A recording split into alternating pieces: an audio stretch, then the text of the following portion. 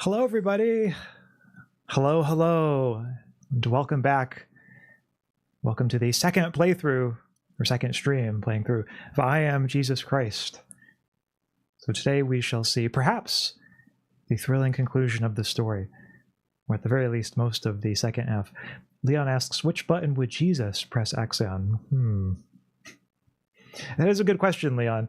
I'm inclined to think Jesus would press the blue button, because I see the red button as the button of those who love their lives, and I believe Jesus once said, "He who loves his life shall lose it." So that is, in a nutshell, why I think Jesus would press the blue button. How about you? Also, Lottle, hello. Hi, X, looking forward to more ancient landscapes. Yes, that is one thing this game does very well. So I'm looking forward to seeing how they portray the rest of the story from here. Because, of course, although we know in a broad sense what's going to happen, there are some interesting decisions that the game has to make in terms of how to present all of this, in the form of a video game. So I kind of respect that the game is willing to go there, willing to try this out. But with that in mind, chat, I think we're ready to go ahead and jump in. So let us proceed. Whatever we do, we shall do it quickly.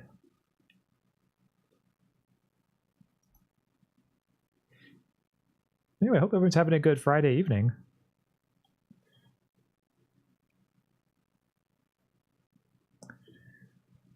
Yeah, I certainly am. I was able to have dinner just a second ago before the stream. And now I'm thinking, hello, my favorite red presser. Oh, hello, Tia. Wow, I'm your favorite red presser. I feel so honored. Yeah, that was a fun stream, Tia. I enjoyed your discussion of the issue. Okay, chat. So last time, of course, we ended on the part where we were seeking 20,000 followers. Now, if we check followers, okay, yep, 19,900. I decided to leave off just before the point at which we reached 20,000, so that way we wouldn't advance farther in the story, and we could see kind of where we left off from last time. It shouldn't be too difficult to find the last 100 before 20,000. And chat, on that note, I do have to, I'm not sure if apologize is the right word, but I have to take something back that I said last time. One of the criticisms that I offered of this game in the previous playthrough was that it has this big map and no way to zoom in. Well, chat, it turns out there actually is a way to zoom in that I just did not consider. Because last time I tried the right thumbstick, I tried the left thumbstick, I tried the triggers, I tried the bumper buttons, and none of the things that I was trying seemed to work. The only thing I didn't try was the D-pad, and the D-pad actually does zoom in. So I'll have to remember that in future games, that sometimes they might use the D-pad for zoom. So I guess you could say that I was too judgmental of this game in my previous comments. I'm having to learn to be less judgmental of games. Before I point out the speck in someone else's eye, or in this case the game's eye, I should attend to the plank in my own. I feel like that is something that the game is teaching me. Oh, hello, Zero. Welcome. Welcome. You're just in time, Zero, to see the second half of the thrilling story of the biblical Jesus. So I believe there's a healing I can do in this town chat. Right now, we are in... Oh, that's right, in Nain. Now, there's still no minimap in this game, which is something that I feel like the game could really use. So I do maintain that criticism, but at the very least, being able to zoom in on the map makes things a lot easier than it was yesterday. So I think this must be the person who needs healing. Oh, yes. Don't worry, mister. We shall heal you. I was running from a Roman patrol, but I stumbled so unluckily, and in the end, they caught me. Oh, those Roman patrols. Don't worry, dude. I know how it is. Yes, let me heal your wounds. Heal your wounds with my godly powers. There we go. Steam, oh, heal the sick and disabled 7 times. That was my 7th healing. An apostle needs your help. Completing the quest will help gain you more followers. Oh, I see. Press A to accept the quest. My hands are strong again. I can finally return to work. That's right. You can return to work. Now get back to work. I don't want to see any malingering here. All right. Seeds of Faith quest succeeded. Now, who's my apostle who needs help right now? I thought that they had the godly powers I had sort of commissioned them with. How do they need help? Thaddeus, apostle called. Apostle. Oh, it's this one with the exclamation mark. Okay. John needs help. So I can talk to John. Go to apostle panel. Okay, be in John quest, finish up. All right.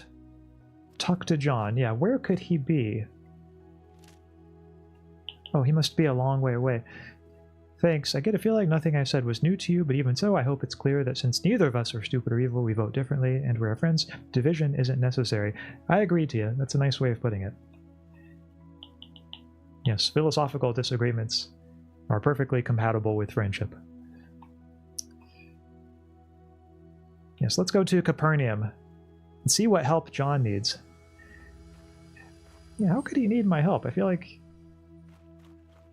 he seemed like he was in a pretty good position where he last left him off. Maybe he's dealing with a particularly tough crowd, like a really skeptical crowd, and they need me to perform some miracles to help show them the truth of God's word. At least that's what I'm guessing the case is. I could be wrong, though. I might have forgotten this particular part of the Gospels. Jesus, I was just about to send someone to find you. I know. That's right, with my omniscience. I know. We've been thinking about how to strengthen the people's faith. We organized a gathering on the hill near Tabga. We didn't expect such a crowd, and more keep coming. Oh, so it seems like things are going well then. So why do you need my help? Like, you're gathering this meeting and it's really successful. It sounds like you're doing okay. Matthew and Andrew are already there. They're doing what they can, but we need you. Oh, is this going to be the Sermon on the Mount? Let's prepare for the gather. Okay. Maybe they know that my sermons are the best. That only my sermon would be worthy of a crowd this size. How is the grind to acquire followers, by the way? Did you find any quick ways? So the grind actually wasn't that bad once I discovered how to zoom in. Once I discovered how to zoom in, I think it took maybe like 20 or 30 minutes, so it wasn't terrible. But I don't think I can fast travel to this place until I go there on foot. But luckily, it seems like it's not too far away. Oh god, I forgot the creepy mocap. Yes, this is one of those games where they did not have much of a mocap budget. But, you know, you could say it's the thought that counts. You can tell the effort was there. they were trying.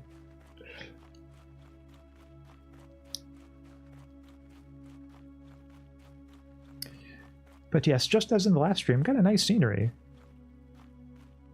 You know, I feel like it might be easier, I guess, to make a nice looking natural scene than to have convincing mocap for people's animations.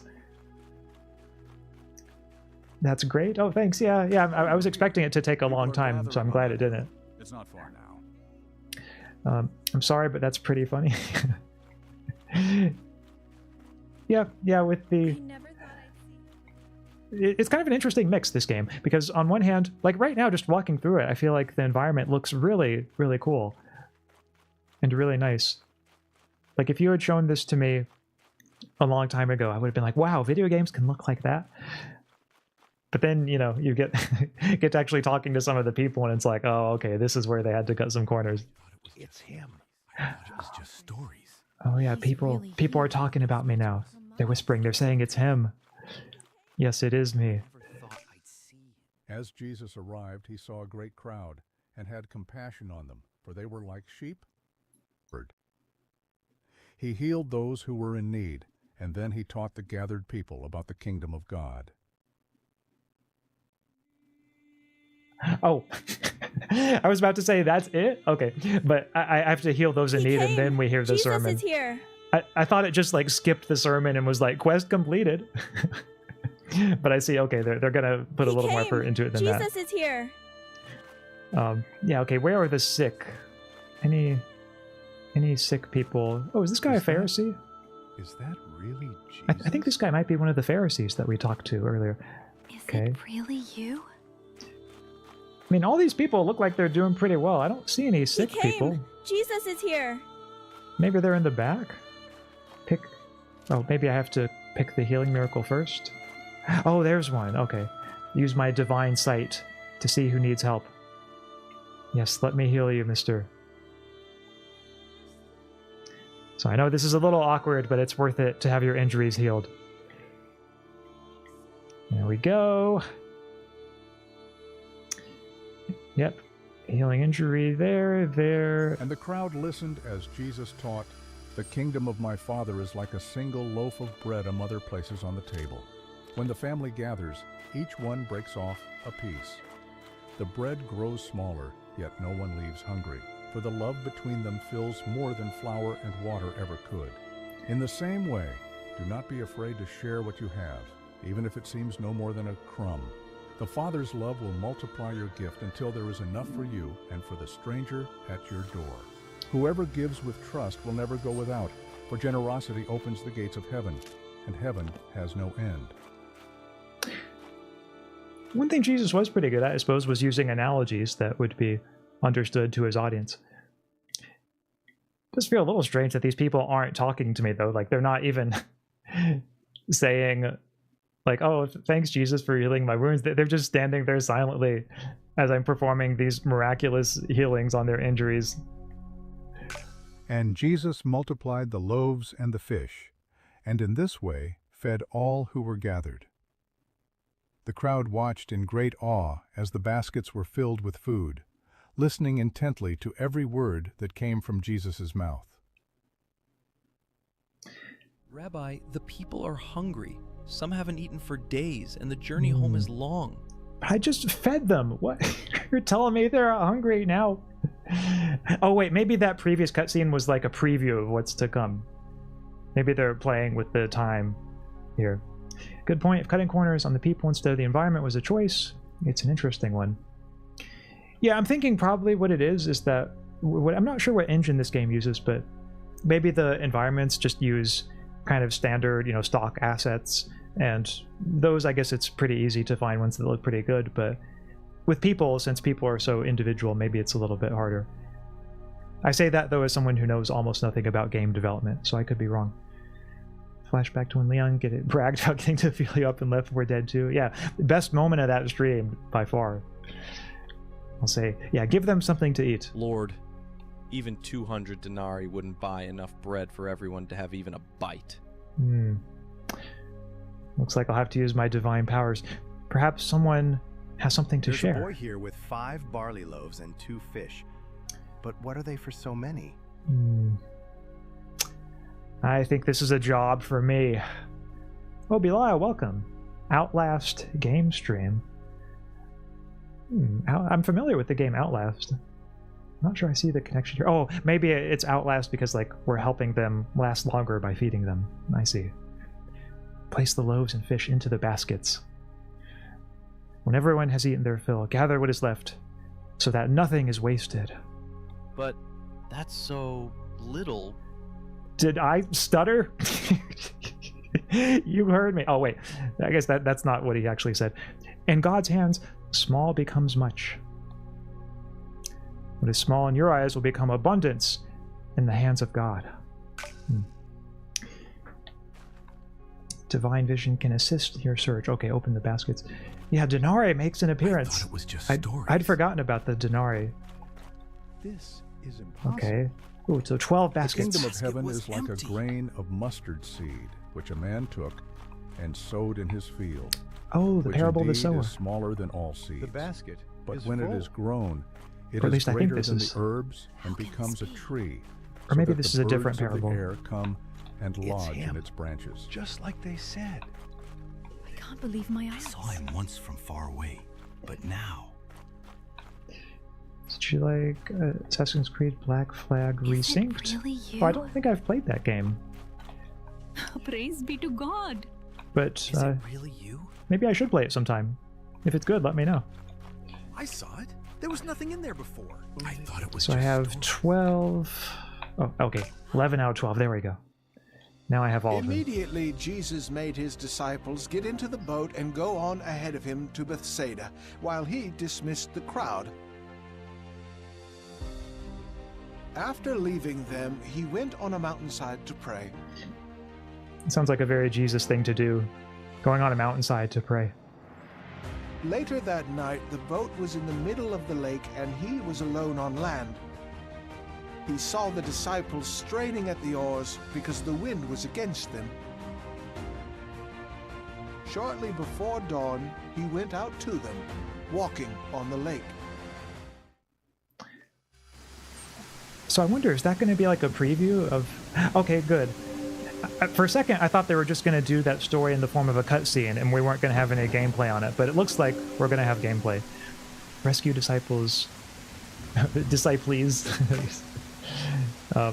in the top left there. Yeah, maybe... Or actually, you can't see it, chat, so I'll just show you what I was looking at there. Yeah, see, they have rescued disciples, but... It's alright, typos happen. They happen to the best of us. Use divine power to find a boat in the Sea of Galilee. Avoid tornado. Okay, avoid tornadoes. I guess that does seem pretty important. Oh, it's the Jesus Teskete scene. Yeah, that would be kind of... I hope they... Just for like the anime fans, they should include a line to that effect here. Okay, I guess I don't need to... Oh, that's right, I don't need to find a boat. I can just walk on water. Oh, there's... You see the tornadoes in the distance? That is a really cool scene there, seeing them. It almost looks like a giant jellyfish or other sea monster. Which I think actually does not undermine the scene at all. Like, to me, it helps show how intimidating the scene must have been to look at, how scary it must have been. So that actually really enhances it, I think. Your fan name, Disciples of Justice. Yeah, see, you understand it, Tia.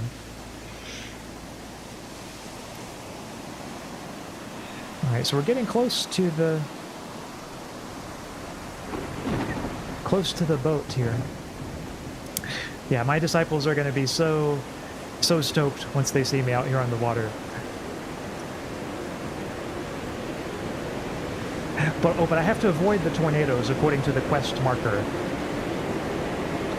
Actually, I tell you what, chat, it might be easier because we don't really need to see the follower count anymore. Maybe I'll put you over there, so that way you can see what it is that I'm supposed to do. Okay.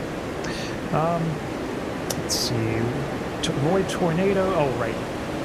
Wait, I wonder, chat, what happens? What happens if I walk into a tornado? Is there a mission failed screen? Well, let's give it a try. I'm gonna... Oh. Oh, okay. Okay, it just restarts me. But I get another attempt. That's good. I did not doom humanity by that single failure. So a little more carefully this time, chat. I'm going to try to walk through the tornadoes. There are many of them. Yes, I see the boat. We're getting close to it right now. He was about to pass by them, but when they saw him walking on the lake, they thought he was a ghost. They cried out because they all saw him and were terrified. Immediately he spoke to them and said, "Take courage, it is I. Don't be afraid." "Lord, if it's you," Peter replied, "tell me to come to you on the water." "Come," he said. Then Peter got down out of the boat, walked on the water, and came toward Jesus. But when he saw the wind, he was afraid and, beginning to sink, cried out, "Lord, save me!" Immediately Jesus reached out his hand and caught him. "You of little faith," he said, "why did you doubt?" The divine rebuke. Quest succeed. Oh, that got me more followers too. Now I have 24,800. Link of black flag resynced above. Link of black flag. Oh, if you tried to post a link to it, it probably didn't go through, because I don't think YouTube in general doesn't allow comments from just random commenters, or I guess I shouldn't say random commenters. Like the channel host, the channel owner can post links usually, but if a commenter or a viewer tries to post links, I don't think usually it goes through. But I'll take a look at it sometime, Bilal, just on my own. Assassin's Creed Black Flag Resynced. So thanks for letting me know about it. So if they occur above water, they're water spouts. Oh, water spout. Okay, I didn't know that that was the difference.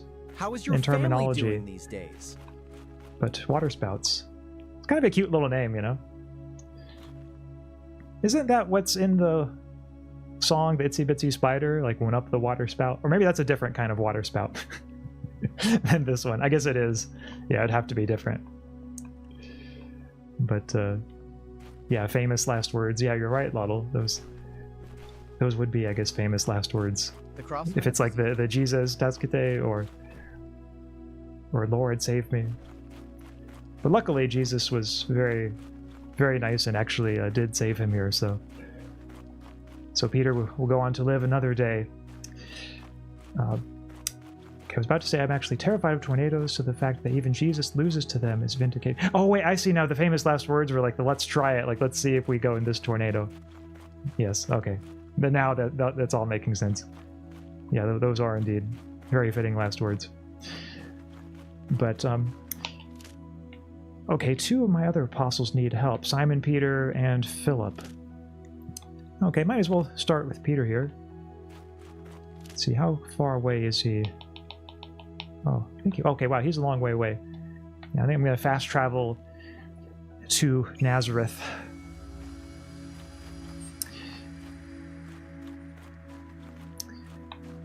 But yeah, that was one thing I was wondering before I started playing this game is, you know, will it ever have like a mission failed screen? And for reasons I can entirely understand, they've chosen not to do that. Like the closest thing the game has to a mission failed screen is just you have to try the challenge again. You here? We weren't expecting you today. We came from Nain for prayer. Come, sit with us. We've got a place up front. People will be surprised to see you. All right. Yes, it's good to see you, my dear ones. It's all right, even the game was wrong about it. I just know that because this little girl was super nerdy about natural sciences instead of philosophy. Okay. Well, thank you for sharing your knowledge with us, Tia. Yeah, water spouts. Cool word. I like that. I like the term. Wonder what happens when you walk into a tornado. Oh yeah, those being. I think that was how I put it, wasn't it? Right. Yeah. Luckily, this is just a game and not IRL, or I would have. That would be the end of Axaeon. You all would have to. You could remember my videos, remember my streams and VODs, but yeah, I don't think there would be any more Axaeon if I were behaving IRL the way I behave in this game. So it's good to see you, my dear ones. Yep, time for another sermon. Really him? Joseph's boy? I thought he left our region long ago. I heard he teaches in Capernaum, that he heals people. Wonder what he'll say here. In Capernaum, it's easy to be a teacher. Here we knew him as a child. Brothers of Israel, we have gathered to hear the law and the prophets. Who among us wishes to read today? Oh, I do. Me. Pick me. Do you feel it too? He's going to choose Jesus. We'll find out soon enough. He's going to choose Jesus. Jesus, son of Joseph. We have heard much about you these past months. Healing, teaching, crowds in Galilee. Would you read from the prophets today? Come forward and open the scroll. Let all hear you. Jesus rose and approached the lectern. He took the scroll in his hands and, as he opened it, lifted his gaze toward the assembly. Then he began to speak. The Spirit of the Lord is upon me, because he has anointed me to bring good news to the poor. How calmly he reads, as if he has known every word for years. He's just pronouncing the text. That's not teaching. There are mixed reactions Jesus to my continued teaching. with the words, "He has sent me to proclaim liberty to the captives and recovery of sight to the blind, to set the oppressed free, to proclaim the year of the Lord's favor." Beautiful reading. Like Joseph, only better. The words of Isaiah. Mighty words. It always sounds different when he reads. Because he speaks of what lives inside him. Jesus continued reading from another chapter. "Is this not the fast that I choose? To break the chains of injustice. I will make you a light for the nations." He speaks of removing yokes, of freedom. Is he hinting at something? This is a long cutscene. Don't know. But if he is, we'll cause him trouble. Thank you, Jesus. You've read the prophets. According to our custom, the one who reads the prophet may also speak a word of teaching. Do you wish to speak? You know, Jack, one of my favorite things about this game is that it has these dialogue choice sections where it's presented as if you are about to have a branching dialogue. It almost looks like The Witcher 3, like the way they have it set up, even just with like the color of the text and where the text shows up on the screen. But there are never multiple options. It's always just one option. Like, there's no jerk playthrough in this game that's possible. It's all, you have to follow the biblical path. Naturally enough, understandably enough.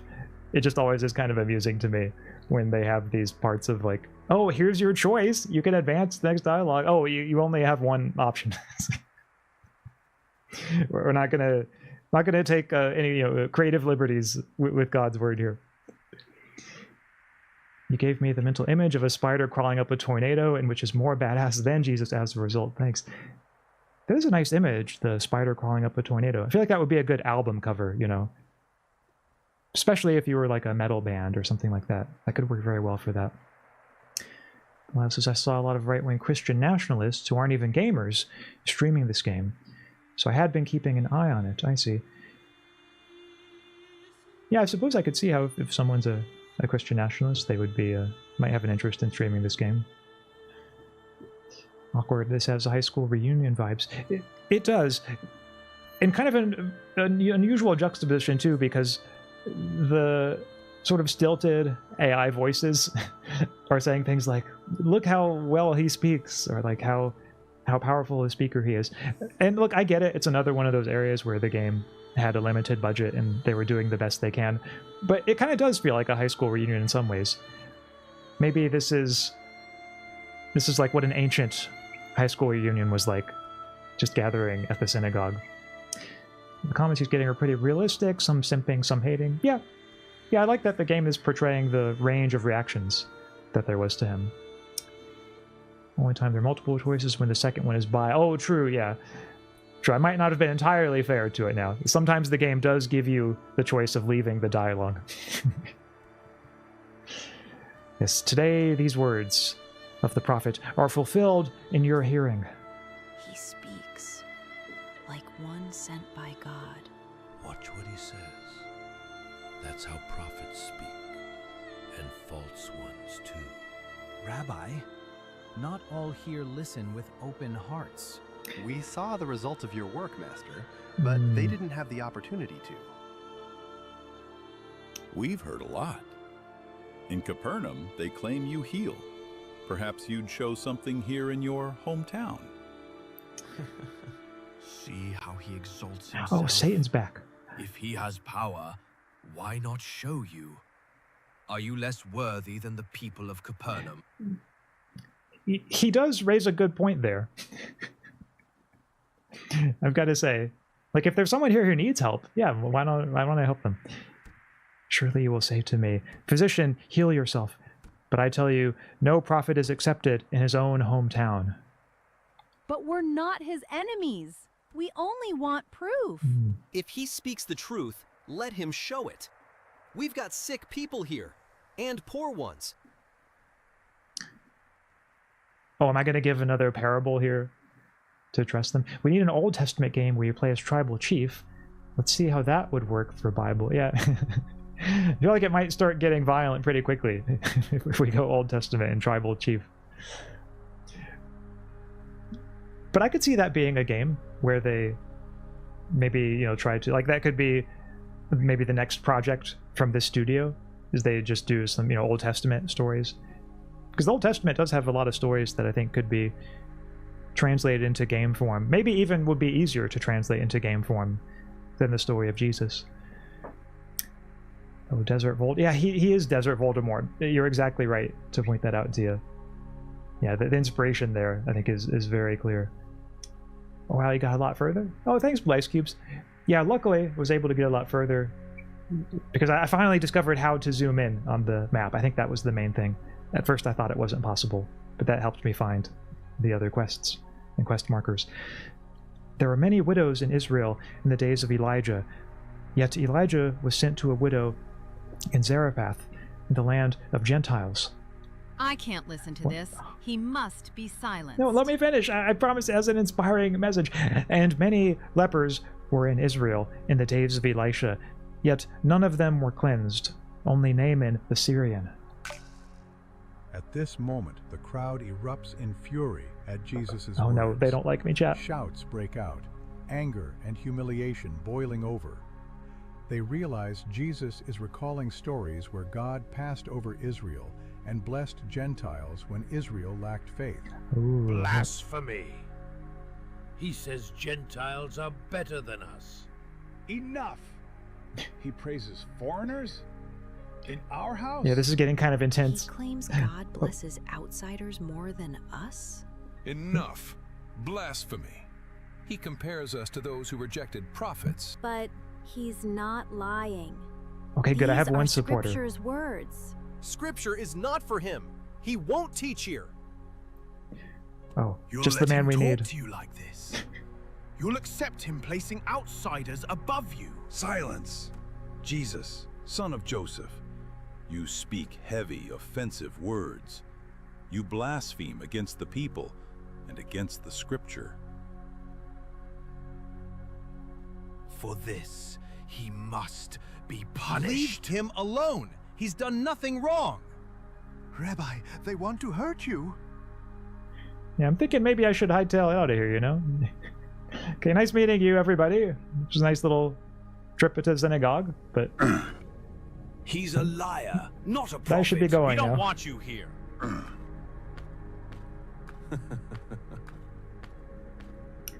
Yep, just gonna go... Oh, he looks so sad.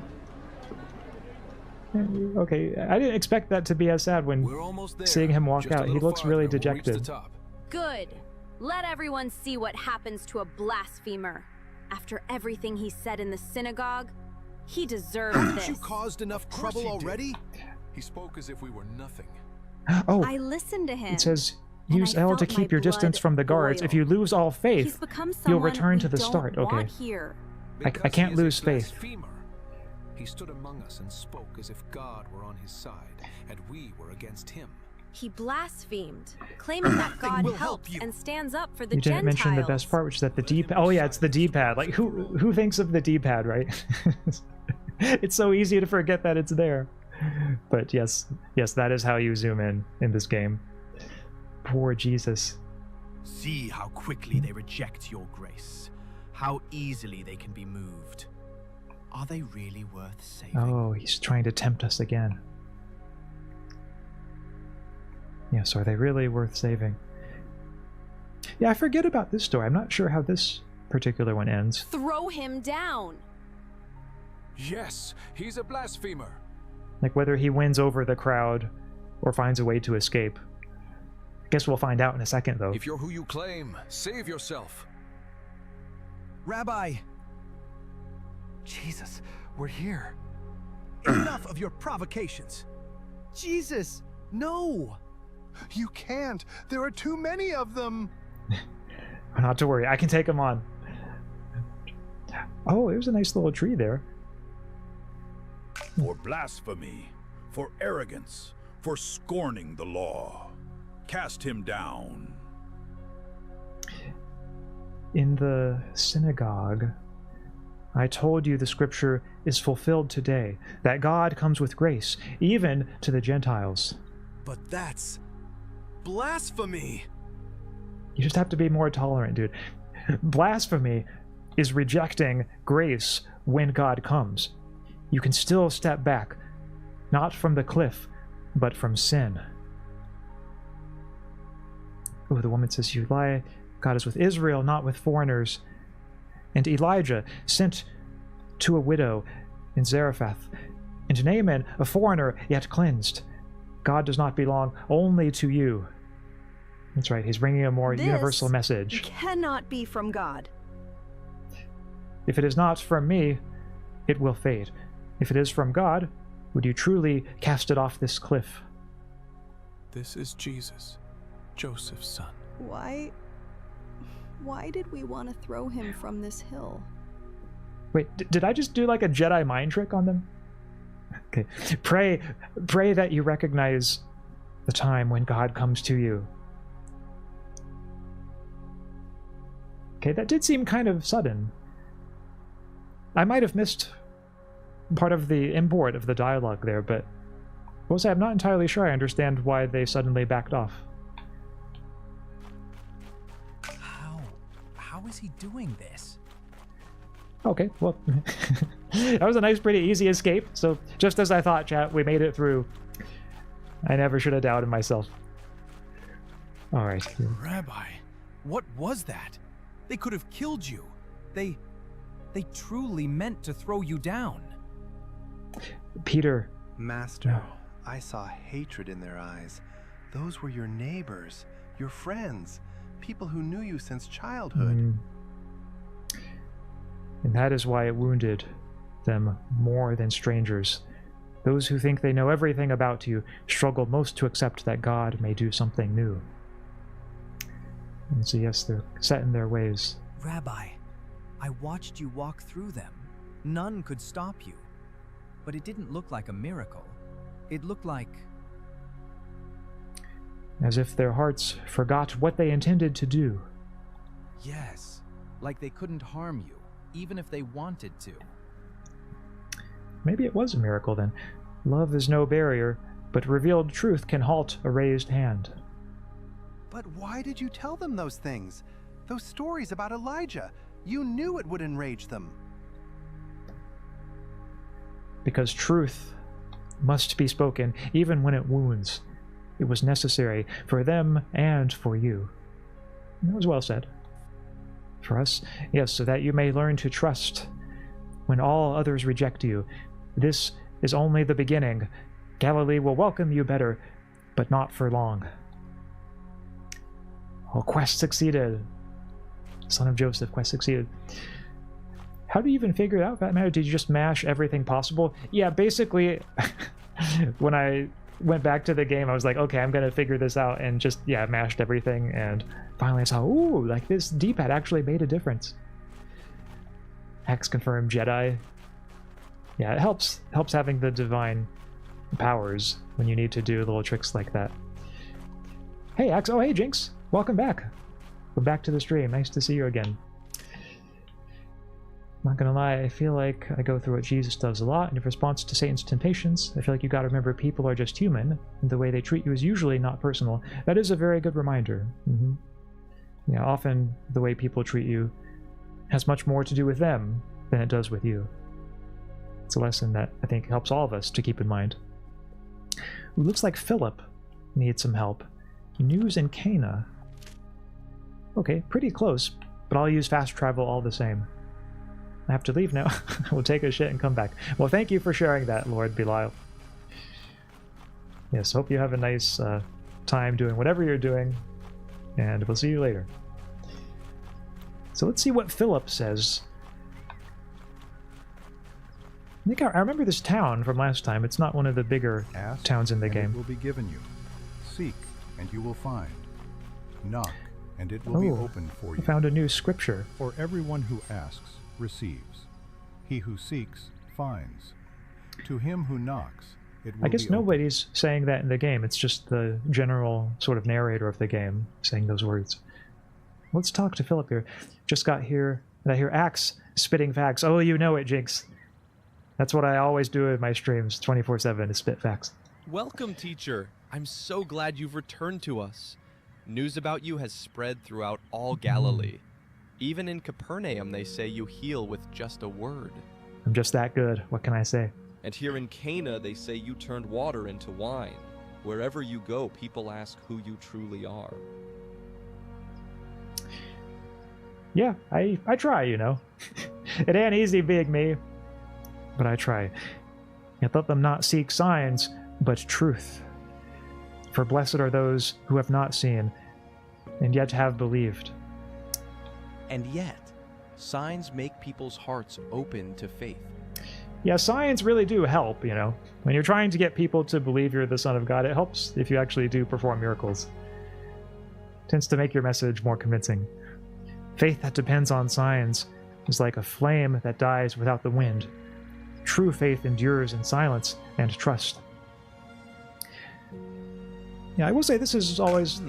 Oh, actually, I'll wait until this finishes. You're not the only ones seeking you, teacher. Oh, here come the Romans. Wait for the Romans to arrive. It goes the other way, too. Sometimes I get mad at people because of my own reasons, but choosing to be charitable in the end benefits me emotionally, too.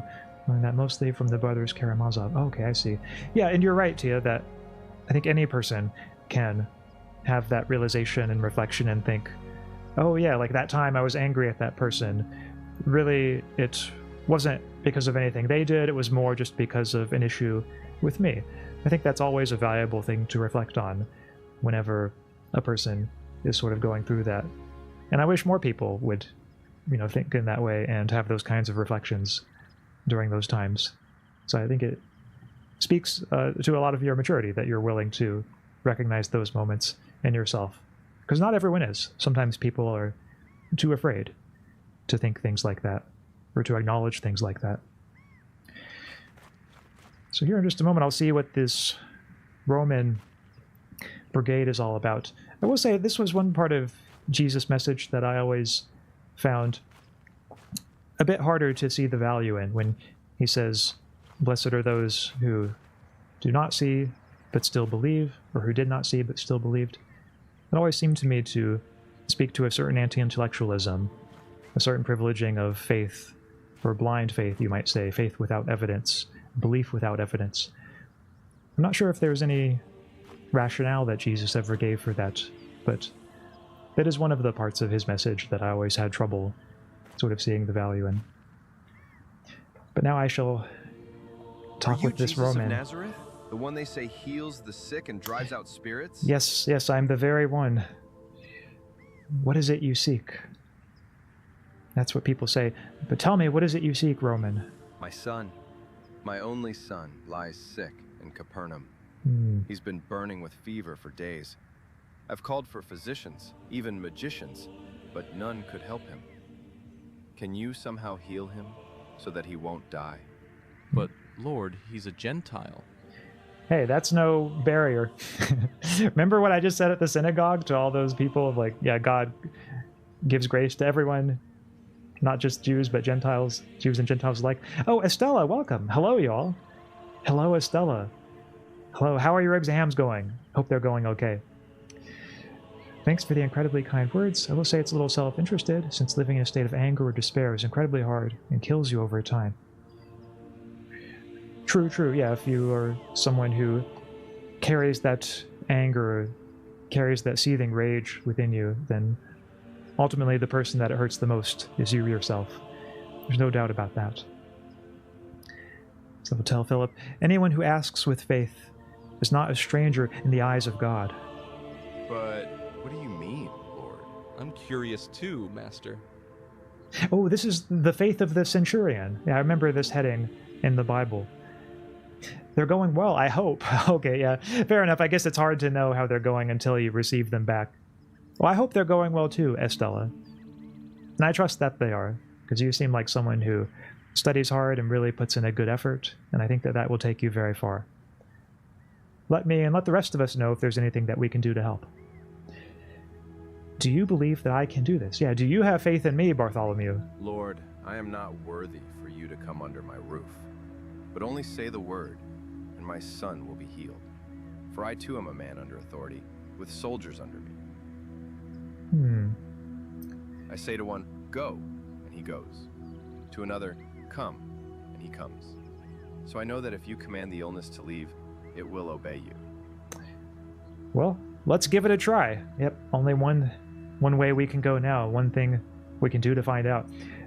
Jinx says, oh shit, I'm bleeding? Oh no, well, hope you're able to stop the bleeding soon, Jinx. Sorry to hear that. Let it be done as you have said. Yes, go now. Maybe go get a band-aid or something.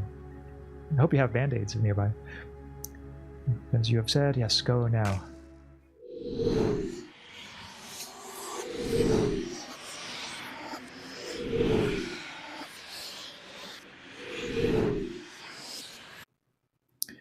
Oh wow, that was cool fast travel. I like that little sequence. You know, at first I thought it might have been showing Satan's viewpoint, like as if Satan was going to try to intercept us and interfere. But no, it's just our way of traveling to the sun to help him out. So let's pick healing. Yep. Oh, one of these again. Okay. These challenges are so weird. Not sure if I've ever seen another challenge in a game quite like this, but yep, gotta press the buttons at the right moment. Make sure I'm steering it in the right way. Not let the green little flame catch up to me. I think I'm in the clear. Okay, okay, good.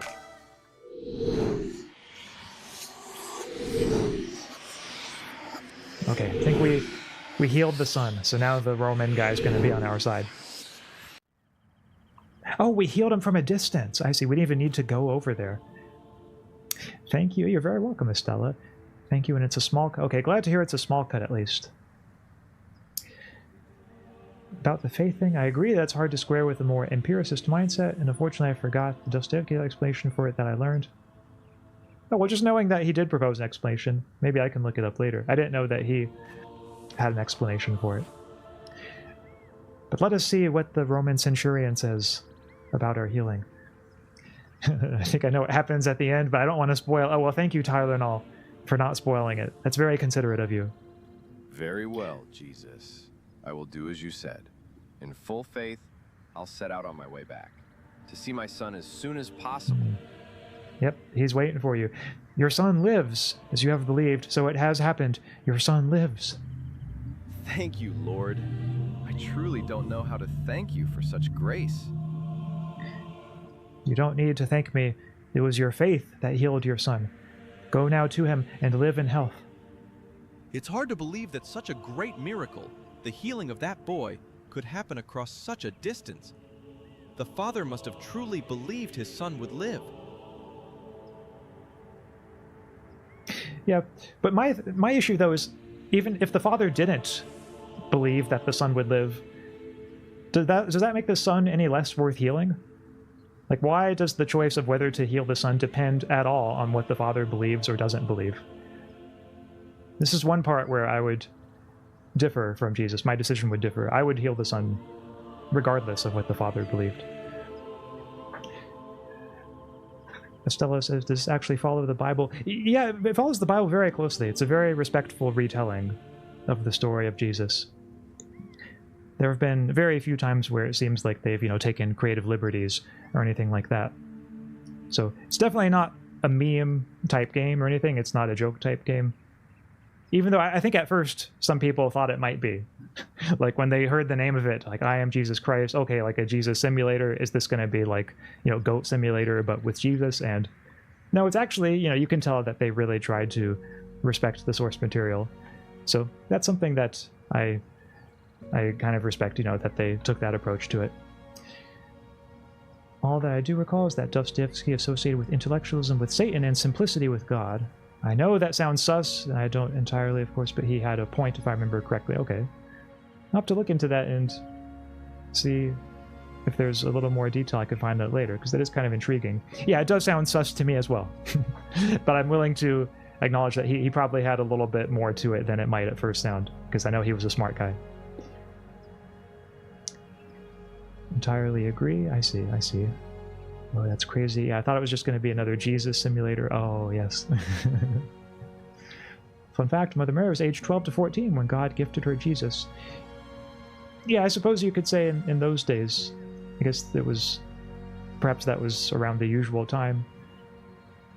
Or I don't know for sure. Maybe I shouldn't speak on this since I'm not really an expert, but just, given lifespans and everything being shorter back then, it seems like, yeah, I imagine that maybe wasn't quite seen as something maybe unusual in the way that it would be now. The virgin birth, unusual, yes, but yeah, I guess being 12 to 14.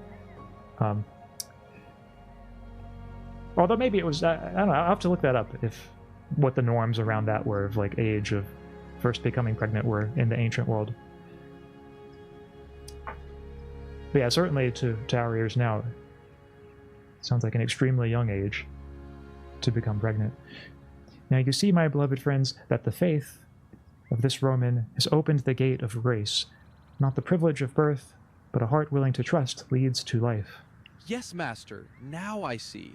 And from this moment, I believe it with all my heart. Oh yes, Lord, now no one should ever doubt the grace of God. Oh, here's another book sequence.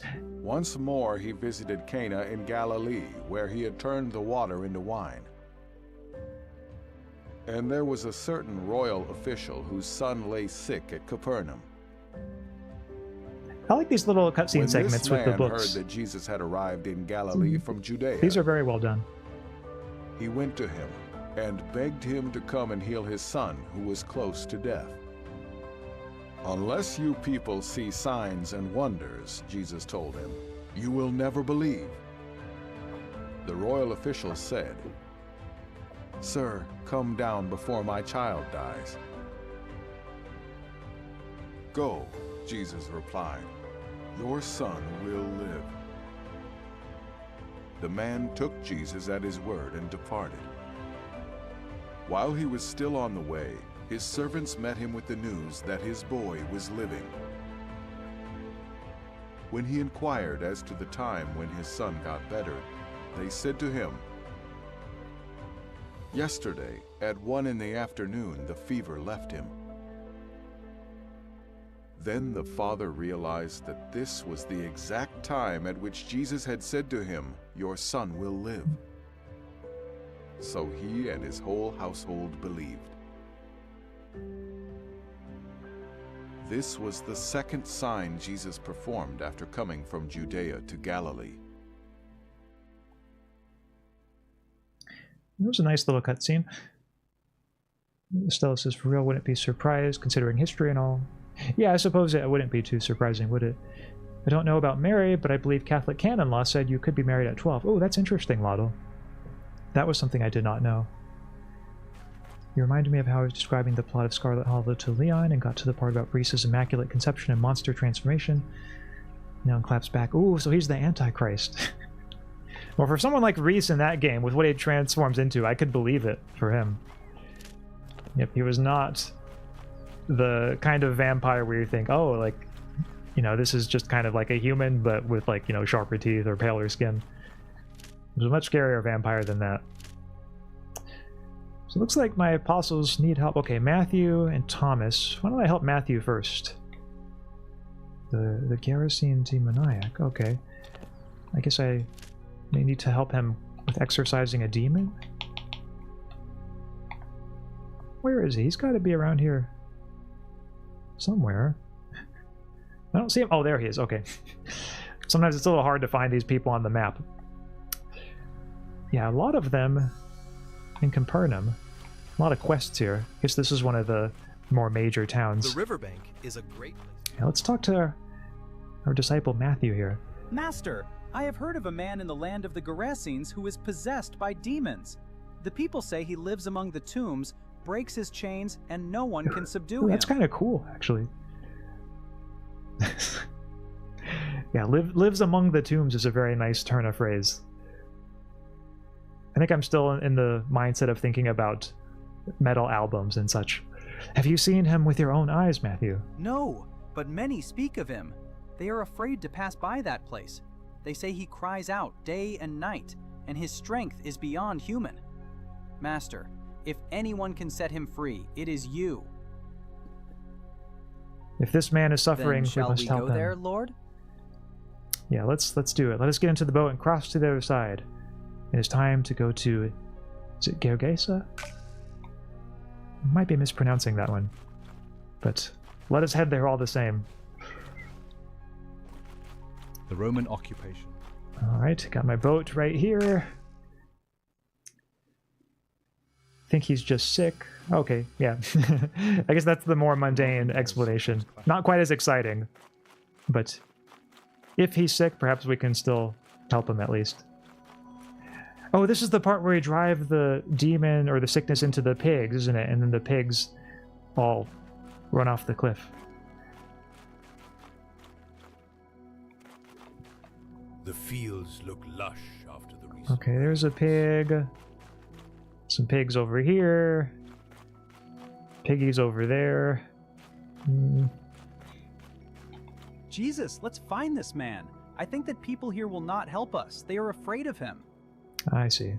So we have to find him on our own. He's got to be around here somewhere. Is this?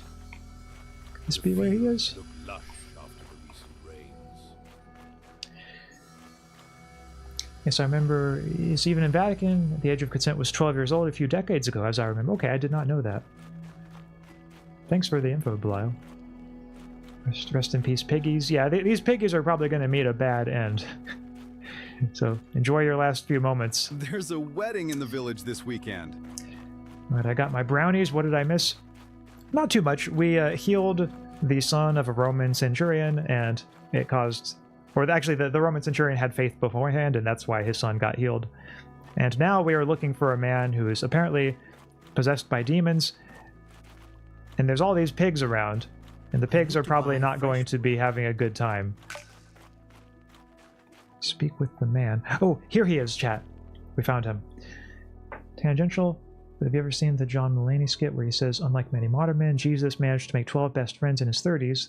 They loved it when he did magic tricks. No, I did not hear that, but that's pretty funny. What do you want with me? Jesus, Son of the Most High God. Have you come here to torment me before the appointed time? Not to torment you, just going to help you with this little demon issue that you have. What is your name? I'm...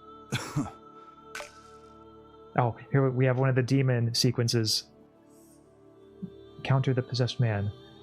Pursue demoniac to reveal its identity. Ask Matthew. Yeah, I don't think we really need to talk to Matthew. Looks like I need to pursue the demonic trail.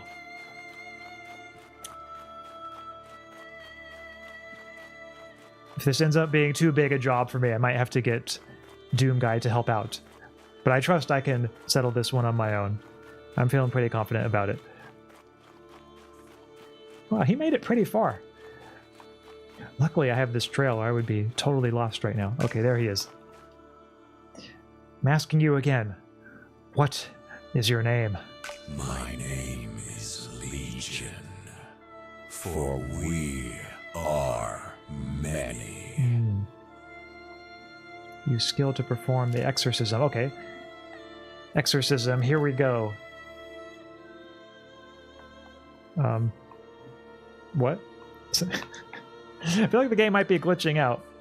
Is this some kind of camera glitch? Or maybe the demon has infected my camera now that I'm trying to exorcise it. This is the demon's way of fighting back. Oh, okay, maybe not. Remember, oh, here we go. Your obedience and faithfulness will bring salvation to many. Okay, that's my presence and the power. The Holy Spirit's talking with me. I've just gotta banish these demons. Okay, here's one. All right, there we go. Push this one into the portal. Okay, I think I got him. Okay, good. All right. This is the first-person shooter segment of the game. All right, here we go. Second demon, almost down. Here we go into the portal. Okay, yes. Okay, only one more demon left,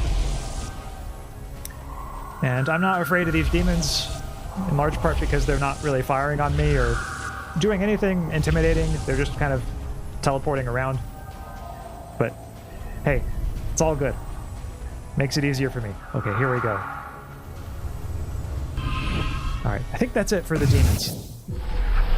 You have overpowered us, Son of the Most High. We cannot resist your command. Do not cast us into the abyss. If you cast us out, allow us to enter those pigs. Wonder why he goes along with that.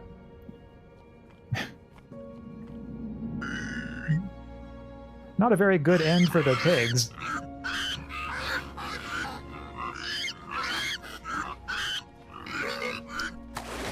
Ah, yes, there go the pigs. Oh, talk to the freedman, show him mercy. Okay.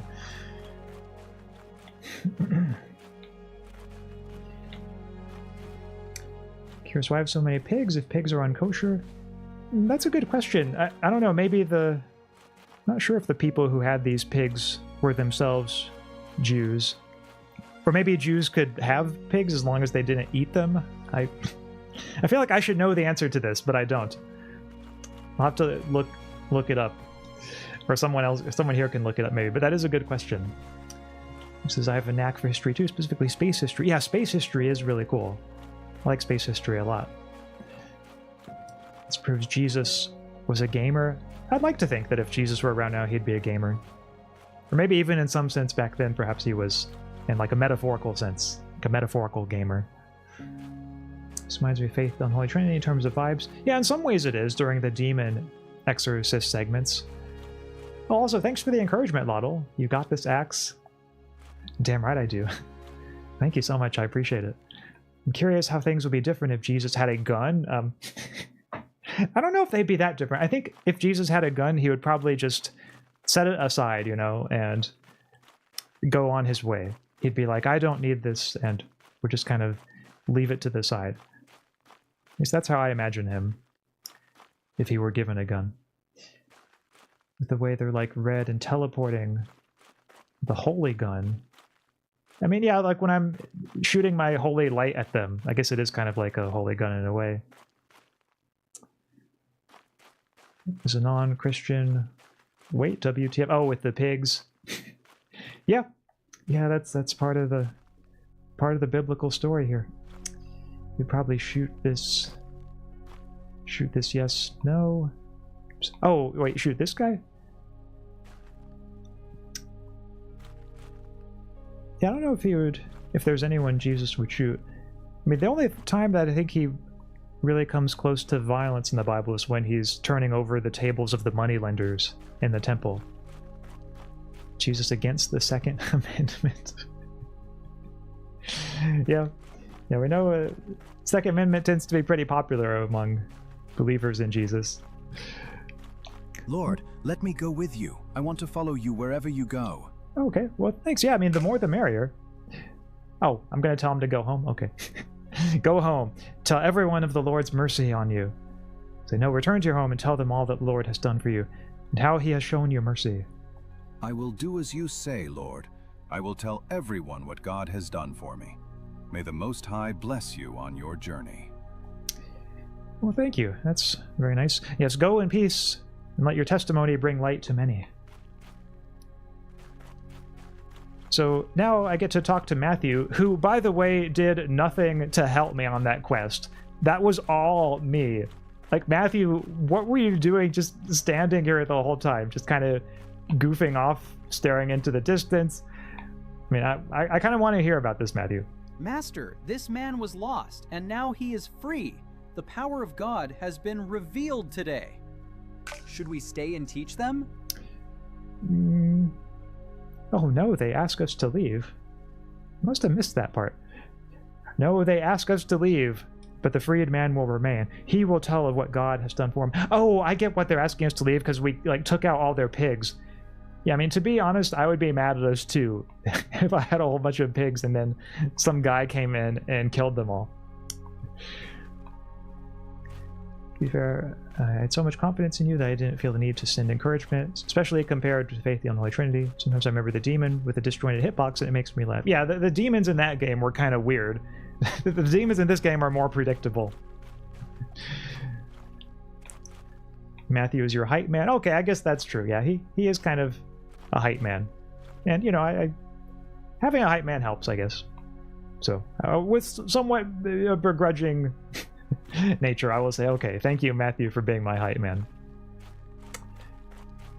But yeah, Estelle, you're right that, yeah, liberal Jesus. I mean, I guess, yeah, it's true. Christians come in all varieties of political orientation. There are some who are liberal, some conservative. And I guess that's a big part of the debate, actually, is like Jesus himself. Were his principles, did his life suggest an orientation of, you know, conservative or liberal? I suppose it speaks to the sort of enigmatic character that he had, that there's still so much debate about that. So let us speak with Thomas. Yes, healing of the paralytic. This was the disciple who at first doubted me, but then once he saw my miracles, he believed. So back to Capernaum we go.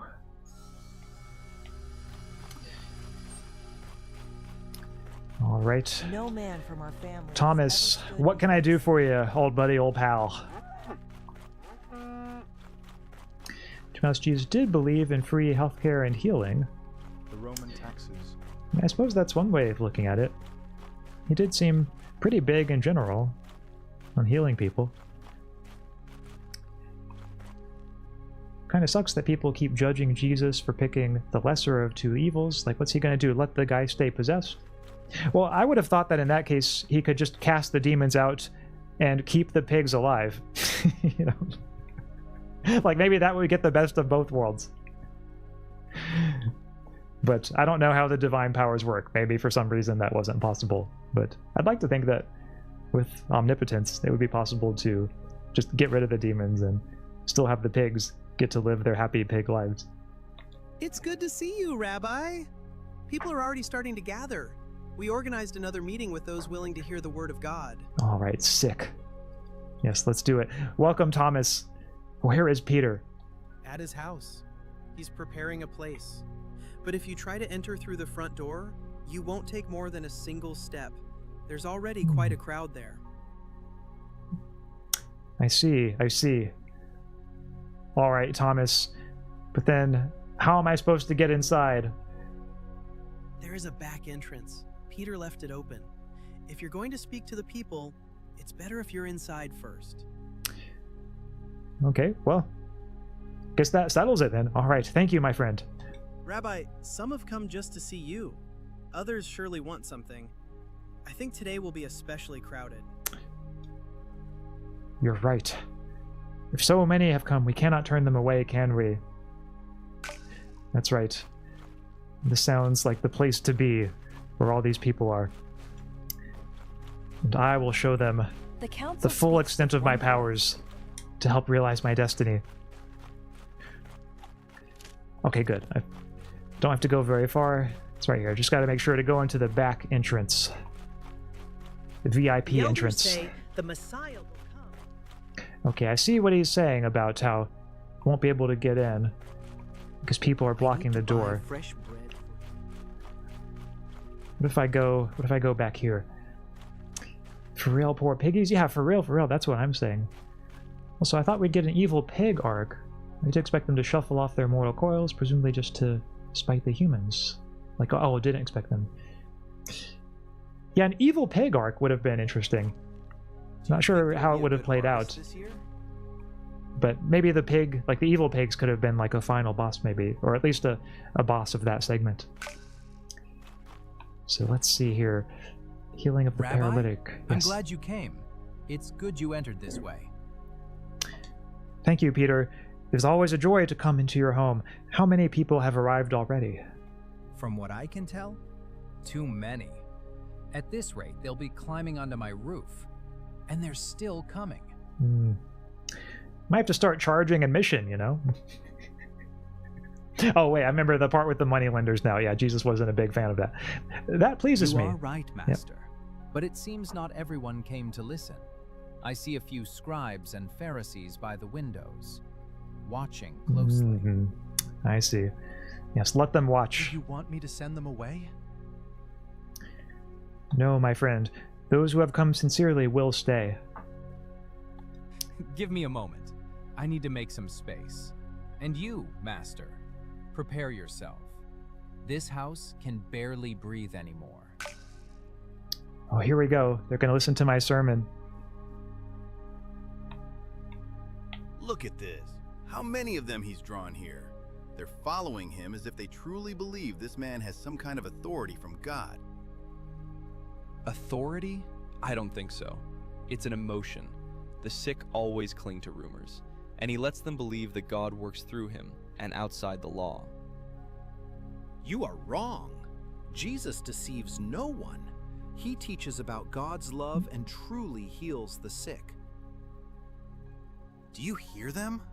Just a few stories and they're already calling him God's messenger. This is how blasphemy is born, when signs are placed above the law. He speaks of God as if he knows his will better than the law of Moses. Sorry, something about the camera angles in this cutscene are so awkward. God works through him. What was that? Something's falling from above.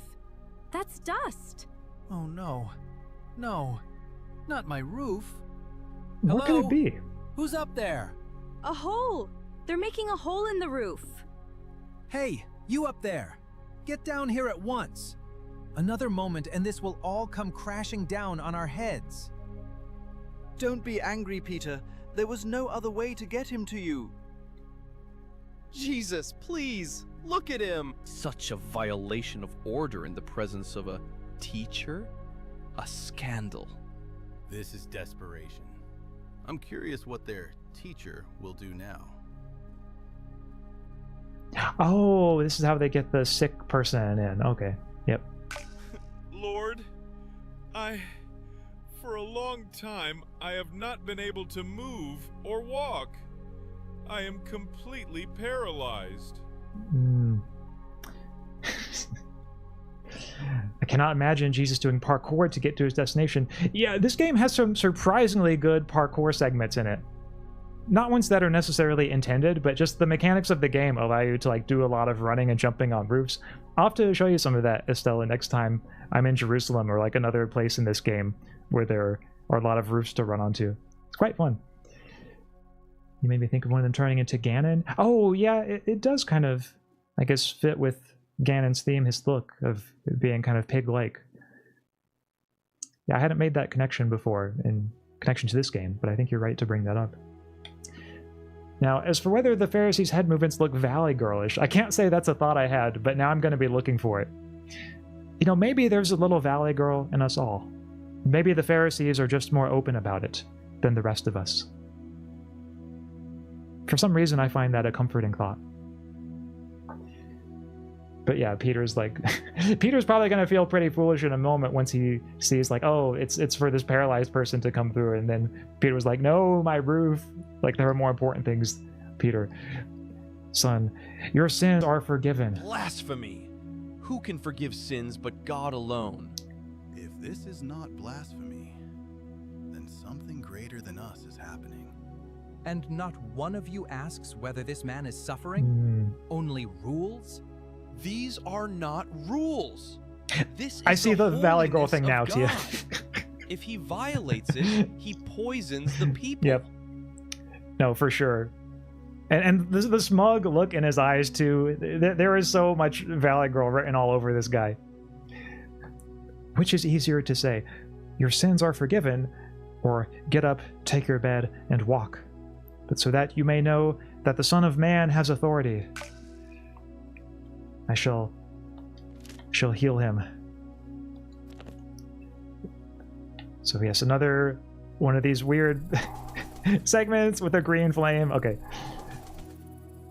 I'm not sure how this relates to healing them, or like what it means if the green flame catches me. Like, is the green flame Satan? Is he gonna like convince me not to do the healing if he catches up to me? But luckily, these are pretty easy, so I shall succeed in the healing, and this guy shall walk again. I'm on mobile and my keyboard is split in two. How do I fix it? Oh, I don't know. I'm not sure if that's a problem even Jesus could help with, if your keyboard is split in two. Maybe try like turning the phone to like a different orientation and then turning it back again. I don't know if that helps reset the keyboard. Might be worth a try though. I was more laughing that bad things seem to keep seem to keep happening to Peter, yeah. Hey, there has to be like, you know, the bumbling sidekick, the comic relief. A story is just not the same without it, and it seems like Peter is that guy in this story. What is happening to me? You're becoming a Valley Girl. Get up, take your bed, and go home. It's a miracle. He's walking again. How is it possible that he just stood up? With the power of God, my friends, all things are possible. How is it possible that he just healed? Yes, yes, he is healed. Oh, I tried that already. Oh, sorry. Oh, jinx. Okay, in that case, I really don't know what it could be. In this moment, Jesus showed absolute authority, not only over sickness, but over sin itself, unveiling his divine identity, because only God can forgive sins. Mercy is greater than the mere letter of the law, and it reminds us that forgiveness is the deepest rescue, the true salvation, more vital than physical recovery. Jesus did not come merely to repair bodies. He came first to heal souls, and his love and power break through every human limitation and every religious boundary. But yeah, part of the reason why I sense in this game a lot of respect for the original story is that it has these little sermons like that are just kind of included in the game. I guess just to help make sure that you're really getting the full biblical message as you play. Apostles per the journey. Okay, prepare. Okay, arrive to Nain. So I suppose Nain then is where I need to go next, which is right here. Yes. The next Pharisee Jesus meets. I'm Ebony Darkness Dementia, or whatever her name is, but most of them seem like not great people, so I wouldn't be surprised. You know, not that it would ever happen, but it would make me so happy if this game somehow had a My Immortal reference in it. If there were an Ebony Darkness Dementia Ravenway character in this game somewhere. I think that to me would truly catapult this game to being a 10 out of 10. Like, all of the jankiness would be forgiven if they included that. Maybe Satan's character could be, you know, Ebony Darkness Dementia Ravenway. I feel like there's a certain alignment that the two of them have. Greetings, Master. How good it is to see you. What brings you to me? Well, you were my next quest marker, so greetings, my dear Peter. I want you to go with me on a journey to Mount Tabor. I will show you something that will strengthen your faith, but you must keep it in your heart until the time comes when everything is fulfilled. Master, I do not fully understand your meaning. Yet, since it is your will, I will gladly take part in this journey. I was about to meet James and John. Shall we tell them? Yes, let us meet them. Very well, Master. I understand. Shall we depart immediately? No time like the present. Yes, the transfiguration on Mount Tabor. Yeah, I don't know where this particular story is going. I've forgotten about this anecdote. Yeah, this is where, like, for moments like this where you're jumping down a hill, it could use some slide movement, but still, like, the movement's pretty good overall. Together with his disciple Peter, set out toward Mount Tabor. The journey was demanding. The path led through stony trails, sometimes shaded by trees, but more often in open sunlight. Okay, so I can't fast travel there. I just have to go there the old-fashioned way. Satan. Jesus, that guy with the impertinently large fan base. I'm gonna curse him. I mean, yeah, that would... I couldn't have said it any better myself, Tia. That is exactly what it would be like. On that note, getting to see a retelling of the story of Jesus by the author of My Immortal would also be quite a trip, I feel like. It would really take you on a ride, seeing this story written in that writing style. I'm not sure how she would approach the story. But I can tell you it would be memorable, however it ended up.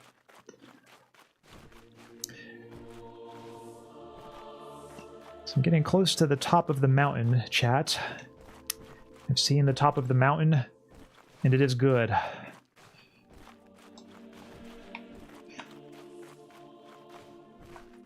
Oh, I was thinking the quest marker would be right over. Okay, how far is this away?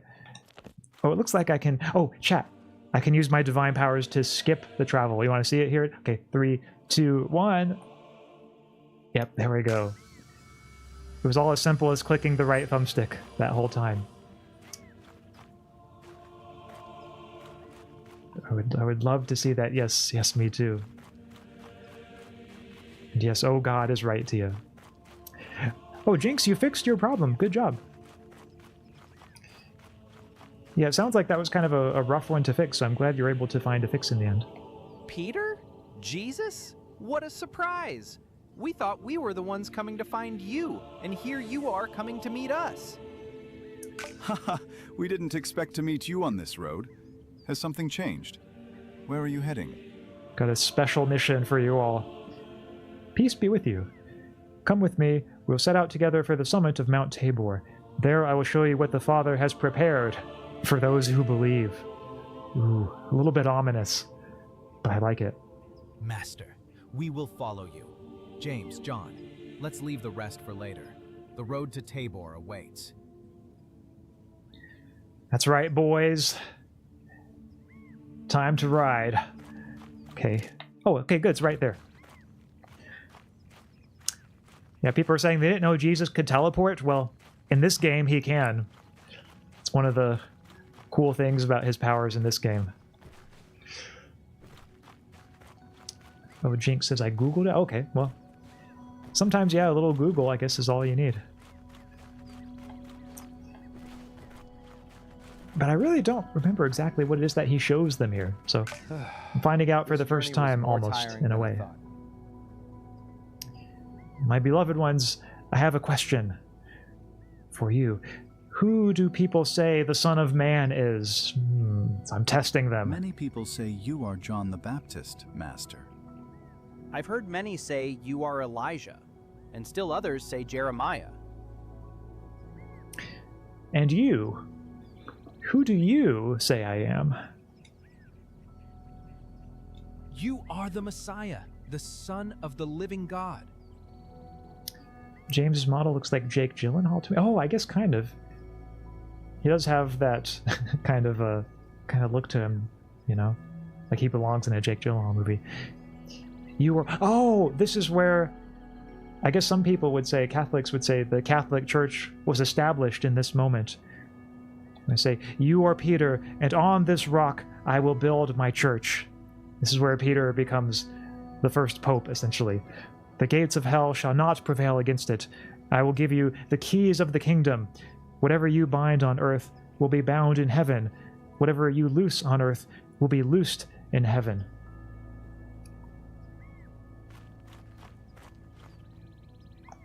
Okay. I was thinking something was going to follow that. It was a little anticlimactic, the ending to that dialogue. But I guess I need to... Oh, maybe if I keep going, then like the dialogue continues.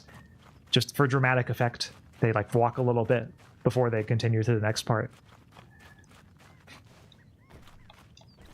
I think I see how this works. It's maybe a little bit overwrought, but you know. But I'll take it. See, can I make it up this hill? This is going to be like a Bethesda game where I keep trying in vain. Okay, there we go. Yep, I got it. Peter, remember, man does not live by bread alone, but by every word that comes from the mouth of God. True, Master, but a little water would also help. He's got a point. True, John, don't worry. Soon we will reach the top, and then we shall rest. That's right, I gotta wait till we get to the top to reveal to them the final message. Or maybe you're actually Jerry Seinfeld. Oh, okay, yeah, Jerry Seinfeld. I could kind of see that too.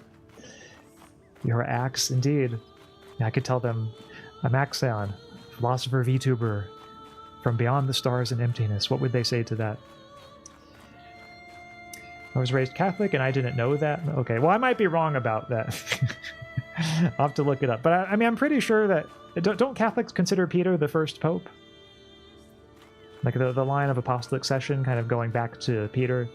Like that's where the authority, the legitimacy of the whole papal tradition comes from. At least I thought that was part of Catholic teaching. But if I'm wrong and I'm embarrassing myself, I find out later, I will admit it later. It's what Peter deserves after losing his roof. Oh, yeah, and nearly drowning. Yeah, this is like payback. I like that interpretation too. I think that's going to be my new headcanon for this part of the Bible, is basically he's just paying Peter back for all those times. Also, the mood ruined by the guy glitching on the rock immediately after. Oh, yeah. Yeah, this game does have its fair share of mood-ruining moments involving glitches. I just tell myself like they were trying as hard as they can, but sometimes it is funny as hell when someone is glitching in the background during like a serious moment. So here we go to what I think will be the final dialogue in this transfiguration sequence. Look at the plain! You can see valleys stretching as far as Samaria. This place is like a throne above the earth. Teacher, but why are only we three going with you? There are things that you will see first. Yep. You see, my disciples, all of you disciples are ones that I love, but some of you are like my besties. And you guys are that bunch. And this is how I show you that you're my besties. There are things that you will see first, and only afterward will you bear witness to them, to your brothers. Man, I hope the others didn't feel too excluded at not getting to see it first. Maybe, but I wasn't a devoted Catholic? Okay. Well, maybe so then. Understandable, understandable.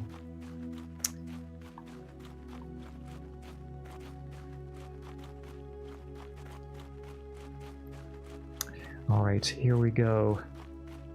St. Peter is considered the first pope. Yeah, that's also why the papal symbol has keys. I see. Thank you, Lotto. That's a cool note about the keys. I didn't know that about the origin of those symbol with the keys. Oh, time to pray. I see. Pray at the top of the mountain.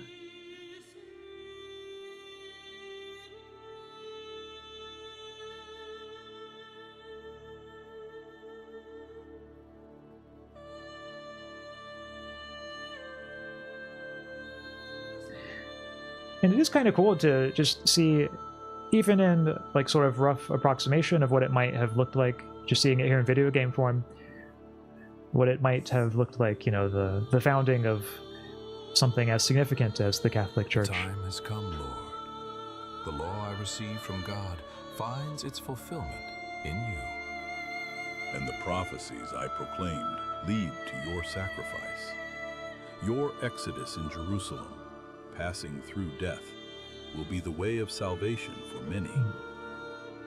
Am I still dreaming?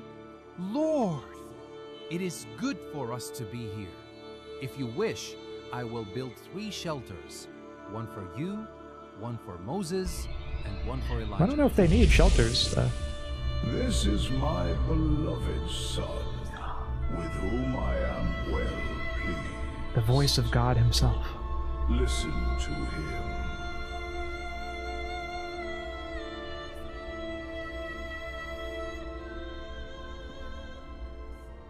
So now we know Jesus is going to have to be sacrificed The journey to of save Jesus humanity. with Peter, James, and John was meant to strengthen their faith before the Passion and the Cross. On Mount Tabor, Jesus' prayer and his transfiguration revealed his unity with the Father, the foreshadowing of the resurrection and the future glory of believers. I see. So descend from the sun, make your way toward the valley. Well, that is what I shall do. Are we besties? I think the Valley Girl comments are still very much present in our minds. Now everyone in this game is going to be interpreted through the Valley Girl lens, aren't they? Tia says, I remember Dostoevsky's justification for blind faith, by the way. Free will. If you give people proof, faith becomes no longer a free choice, as they're essentially forced to believe. Rather, it's supposed to be more like a challenging test of character. I'm pretty sympathetic to that personally, so I'm not sure it would be better for it to be an empirical thing. Yeah, I would have some issues. So thanks for providing that extra context on Dostoevsky. So that helps, I guess, me understand his view a little bit. If he were here right now, what I would say to that by way of just raising some questions or some issues that I would see with it are, think of all the people in the Bible whom God performs miracles for, or gives very direct evidence for. It would seem like to me like a tough thing to square, the thought that the reason why God doesn't give us firmer evidence of his existence is that it's to preserve our free will. But then on the other hand, all the miracles in the Bible, like, was God violating their free will to believe? I think that would be one question I would have. But also, like, if God showing evidence, or maybe, you know, firm evidence or clear evidence or certain evidence of his existence would go against our free will to believe, does that mean that God is going against our free will to believe by giving us evidence of the existence of, like, tables and chairs and, like, other things that we have really solid evidence for? Like, if that isn't a violation of our free will to believe in tables, the fact that we can see tables, like, why would seeing a miracle from God violate our free will to believe in God? I guess those are, I think, two of the main questions I would have for that kind of defense. And I know you weren't necessarily endorsing it, or at least maybe not entirely, but yeah, if Dostoevsky were here, that's what I would ask him. What's your... Oh, hey, Web of Concepts, welcome. But yeah, your opinion of the game so far? It's a little janky in places, but in a way that kind of gives it a certain charm. Overall, I like it. I like that they made it a very, you know, true to the book, true to the books, true to the Gospels retelling of Jesus' story. And it's kind of cool just to see, you know, what it looks like in the form of a video game. I think it's always respectable in a way when a game tries to sort of push narrative boundaries, doing something new for a video game. And I feel like this game meets that criterion. So that is something I kind of like. And it is a story, of course, that I think everyone should know, even non-Christians, like, regardless of what one's beliefs are. I think everyone, just for the sake of knowing part of the Western canon, Western culture, Western civilization, should know the story of Jesus.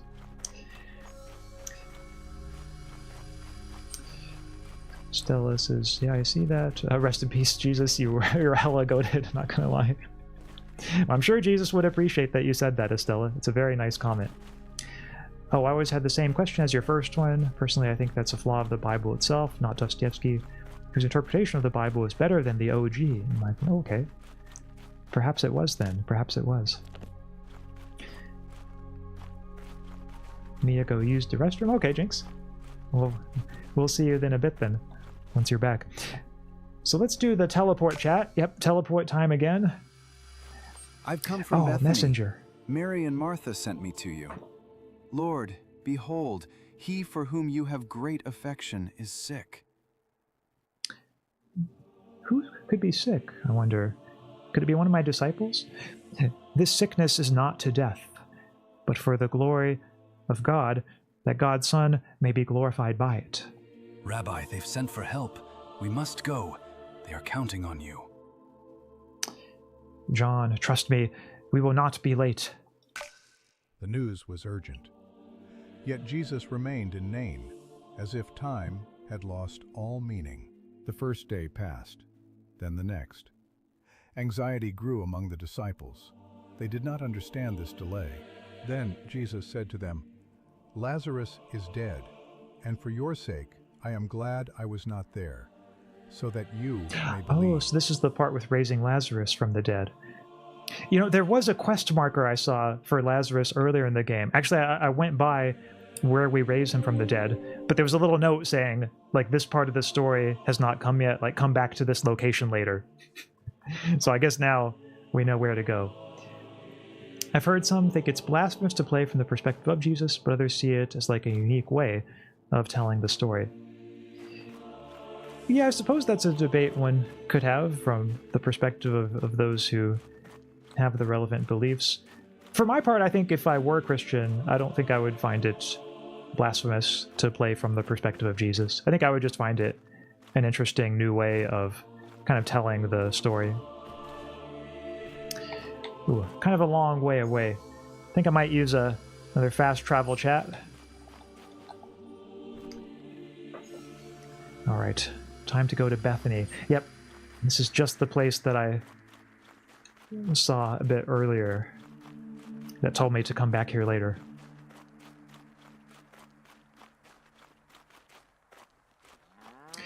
Because I think probably the most plausible or most consistent version of Christianity would say it's blasphemous to think or to imply that you yourself are God, but just playing a video game from the perspective of Jesus doesn't mean that you think you are God. Because you can play a video game from all kinds of perspectives and not have any confusion about the fact that you yourself are not the character you're playing as. And so I think it would be pretty plausible to just extend that same principle to this game.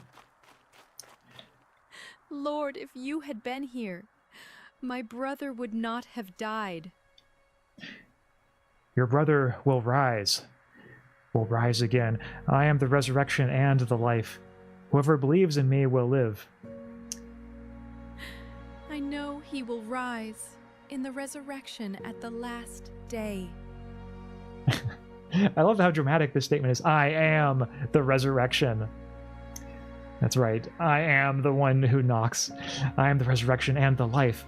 Whoever believes in me will live, even though he dies. Yes, Lord. But I gotta say, chat, I'm not sure, and this might just be, maybe it's not explained very much in the Gospels, but I don't think Lazarus has really appeared in the game so far.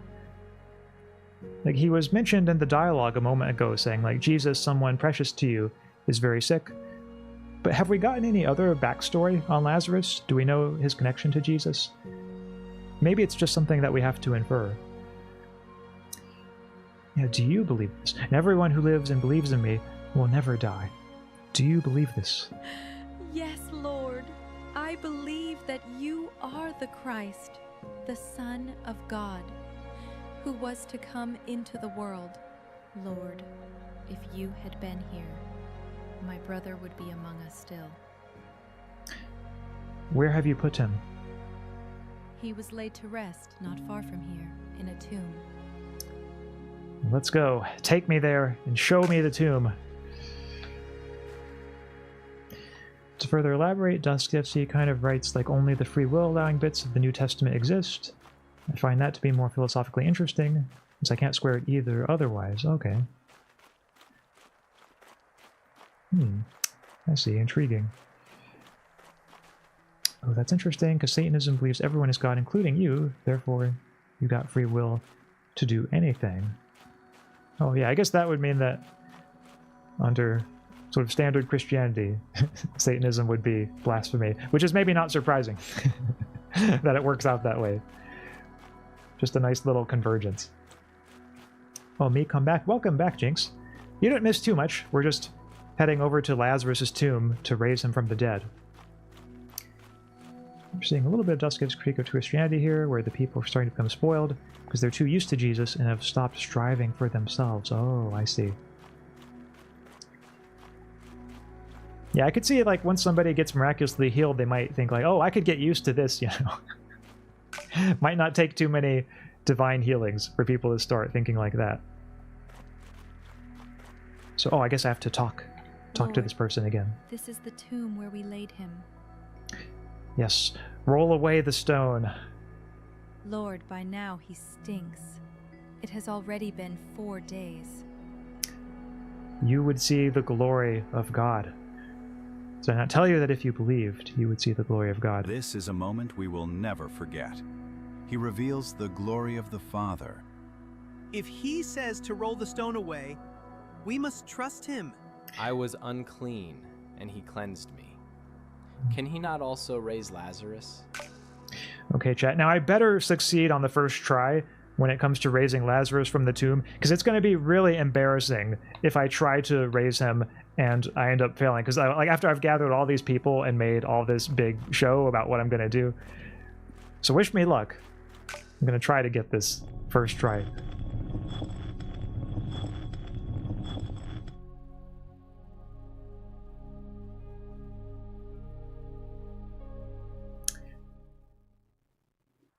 Okay, imagine there's going to be some kind of quick time sequence, maybe. Healing, transformation. Ooh, resurrection. This is one I don't use as often as the others. So it's one of my rare resurrection prompts. Okay, here we go. So yep, first try, kind of like I was saying a moment ago. Good, almost halfway there. Okay. Got this. Just gotta press all the buttons in the right order, and we are in the clear. Okay. Many people of Bethany went with him to see what would happen. Then Jesus started prayer. Father, I thank you that you have heard me. I know you always hear me, but I say this for them, that they may believe you sent me. And Lazarus came out. Man, he is not looking good. His hands and feet bound, his face covered with a cloth. Jesus said, "Unwrap him and let him go." Chat, I'm scared. Will you hold me? It's the most terrifying thing I've seen in this game so far. I was not prepared for when he came out of the tomb looking like that. Okay. Yeah, these people all had pretty good courage to stand their ground and not run away. What happens if you fail? Good question, Web of Concepts. And as far as I remember, the challenge just restarts. Like, there's no mission failed screen or anything like that. You just start back at the beginning and try again until you get it. I was expecting it to be a more difficult miracle. Yeah, the miracles in this game are not too hard in general. They're pretty easy. Maybe it's just because I'm the son of God in this game. I don't have too much trouble with the miracles. But all the same, thank you for the good luck, Estella. I think that did help me. The fact that you wished me good luck ensured that I succeeded in that miracle. I feel like when you're doing well, the flame suddenly moves faster to create tension. Yeah, it does. They have those little tricks that they try to, you know, create that sense of suspense. Hold, Zax. Oh.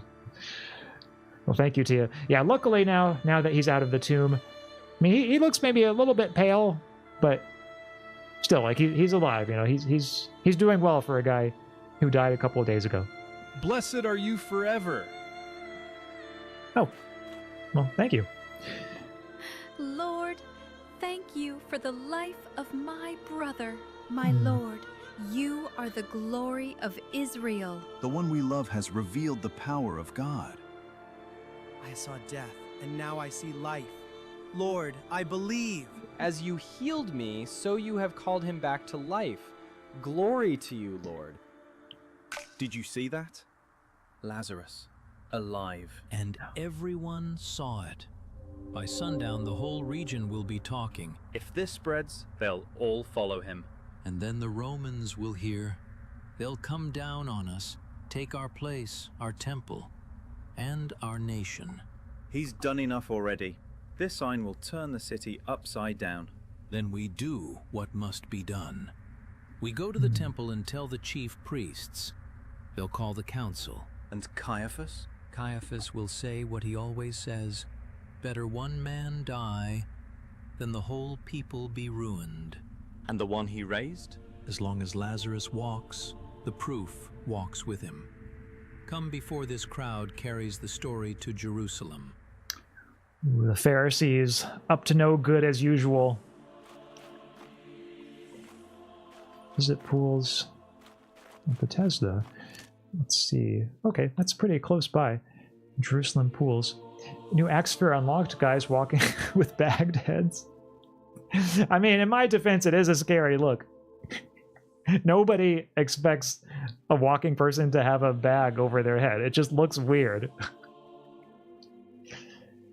Wait, that is and why it looked like moldy cheese. Yeah, it kind of does, look like moldy cheese in a way. Maybe that's part of what makes it scary. But yeah, like as you were saying, Estella, he looked like a zombie. Well, and technically he is a zombie now, I guess, in a way. So, yeah, and mostly it was just like I wasn't prepared. If I had just prepared for the moment first, it would have been okay. But it just kind of took me by surprise, But yeah, Web of Concepts says we should make Axe play a zombie game since he's scared of them. Well, I don't know if I'm scared of all zombies, just the ones with bags over their heads. Those are the main ones that I'm scared of. But yeah, I did, as some of the others are pointing out, yeah, there was the Left 4 Dead 2 stream from a while back, pretty recently, with Karis and Leon. And I don't know if I've played any other zombie games on stream, but I guess that's maybe the main one for right now. I've thought about this before. If you had the power to confer immortality, how would you choose who is immortal/mortal? That's a good question, Lotto. I would give immortality to pretty much everyone. I don't think I would really discriminate. Or at least everyone who wanted it. I wouldn't force immortality on those who wanted to die, but I also wouldn't be selective, about whom I gave it to among the people who wanted it, at least.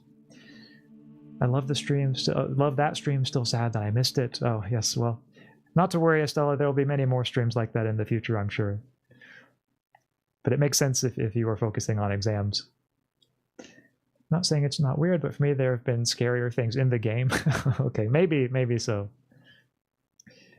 Jerusalem pools. I'm trying to think, like what in the game has been scarier than that? Like Satan? I feel like Satan's not that scary. Could it have been something else? But yeah, to me, that was the most unexpectedly scary part of the game. It just came at you so suddenly. The element of surprise, I think, was the major part of there. It was a real jump scare in that moment. Gotta be honest, I don't know Left 4 Dead, but I now have a moral obligation to binge watch Axe and Leon play it. Well, I wouldn't say you have a moral obligation, Web of Concepts. You can start watching the stream if you want, but if there's no obligation to finish it, just watch however much you want. But we did have a good time, slaying some zombies. I also, by the way, just for some extra context, I did play through Resident Evil 9 recently, but it was off stream. And I enjoyed Resident Evil 9 quite a lot. Thought it was really good. So, I do enjoy the Resident Evil games in general very much. Look, the water is starting to stir. We must be quick. This is our only chance to be healed. Whoever enters the stirred water first will be healed. The water always stirs. For me, nothing ever changes. Oh, maybe I can heal this disabled person. Left 4 Dead has been my fave zombie game since I was like 9 or so. That's why I love that stream. Oh, yeah. It does have kind of that classic appeal to it. No, I have a moral obligation to watch it now. Okay, well. Well, I won't contradict you if that's how you feel, Web of Concepts. Oh, RE9, yay, yes. Everyone so good. Into the water before me. and I remain the same. Nothing ever changes. Oh no, you just gotta have faith, dude. So many are waiting here, and they all speak of this stirred water as if it were some kind of cure.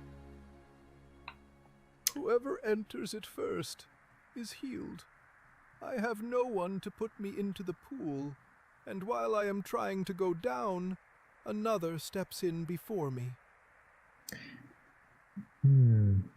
How can we help this guy, chat? We need something to help him.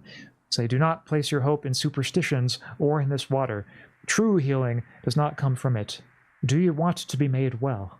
I do, Lord, with all my heart.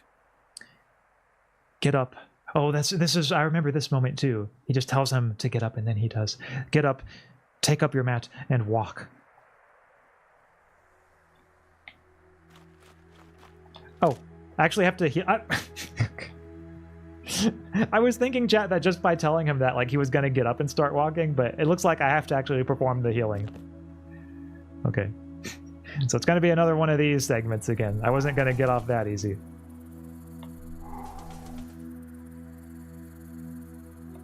But that's okay. I mean, we love these little segments, right? It's that classic gameplay that you just love. See, when the flame almost catches up to you, but then each time it doesn't, you make it to the holy place at the end. There you go. Now you can walk, dude. Legs. Thank you, Lord. This is true healing. What are you doing? It is the Sabbath. Why are you carrying your mat? The man who healed me told me, get up, take up your mat, and walk. I no longer need this place. Never did. That man deceived you. You have broken the Sabbath and the law. This is open lawlessness. It's something a Valley Girl would say. Lord, I do not understand why this priest is so offended. He does not see what has been done. That's the Pharisees. They're too legalistic. They're too mired in the law. They don't place enough confidence in the true power of faith. Do not trust in superstitions or in human rules that obscure mercy. My works fulfill the true law, for Father desires healing. It is in him that you must believe. I'm still sad we can't see your live reaction to RE9. Yes, it was a tough choice on that one, whether to play that on stream or not. Whoever enters the stirred water first will be healed. Perhaps, Slottle, you can just imagine it. Or maybe I can give like a recreation of it sometime. Like, there were a few moments in that game when I was like, ooh, because suddenly, like, you know, a scary monster would come out. But in the end, I always found a way to prevail. Yeah, I do feel bad for that guy, even though he's healed now. Like, it's sad, the image of him wanting to go down to the pool but not being able to because he was disabled. But luckily now he seems like he's doing pretty well. Oh, there's still actually something there. I wonder what this could be. Oh, Jerusalem pools. Okay. It's more context. For me, the scariest things have been Satan's nasty face and his snakes, especially the giant ones, but it's all relative, I suppose. Oh yeah, I remember the giant snakes now. I think that's a respectable opinion. Those snakes were pretty big. They should have made him beautiful for real. Oh, yeah. Yeah, making him beautiful, I think, would have also been an interesting and respectable artistic choice if they had gone that way. So I agree with that. Yeah, so the Jerusalem pools, in the days of Jesus, Jerusalem was surrounded by a network of pools and reservoirs that played vital roles in daily life, worship, and urban infrastructure. Pilgrims used it for ritual purification before ascending to the temple. These pools were not just sources of water, they were places of community, cleansing, and spiritual encounters. Built from stone and often fed by aqueducts or underground channels, they reflected the ingenuity of ancient Jerusalem's water system and the sacred rhythms of life in the holy city. Yeah, that is another cool thing about this game, is that it does have these little historical notes that you can read. But yeah, they can't beat the Valley Girl allegations. No, they really can't. Like, now that whoever brought that up at first, now I can't unsee it when it comes to the Pharisees. Remember the Bible manga bought by Mama I mentioned? Satan basically looks like Sephiroth in it. Oh, I see. Yeah, that's a good look for Satan, looking like Sephiroth. Oh, Web of Concepts says I have the whole Bible manga series. I read it like once a year. You might be the first person I've talked to, Web of Concepts, who has the Bible manga series. It's a great topic for a manga, you know? One that I wouldn't have thought of, but somehow it just fits. Oh, the anointing. Oh, Simon the leper. There's a feast. Feast at Simon's house. That's fair. I enjoy watching people react to the Shadow Ghost part. Yeah, that the Shadow Ghost definitely had some of those moments for me. Because in that part, you didn't have really much you could fight back with. You just had to kind of run away. I'd simp for Satan if he looked like Sephiroth. Oh, okay, well, fair enough. Yeah, I got them as a gift from my parents a year or two ago. I see. Yeah, for anyone who plays Baldur's Gate 3, well, I don't want to spoil it too much, but there is a character in that game who is in some ways very Satan-like. And I think he's someone who's portrayed not quite in the way that Sephiroth is in terms of looks, but definitely something closer to the beautiful route than in this game. And those of you who have played Baldur's Gate 3 probably know which character that I'm talking about, but a very compelling performance of Satan, or a Satan-like character at least, in that game, I would say.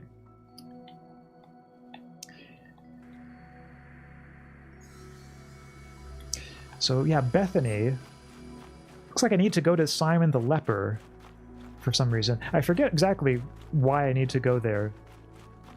I remember the name Simon the leper from the Bible, but to be honest, I have forgotten his significance in the story.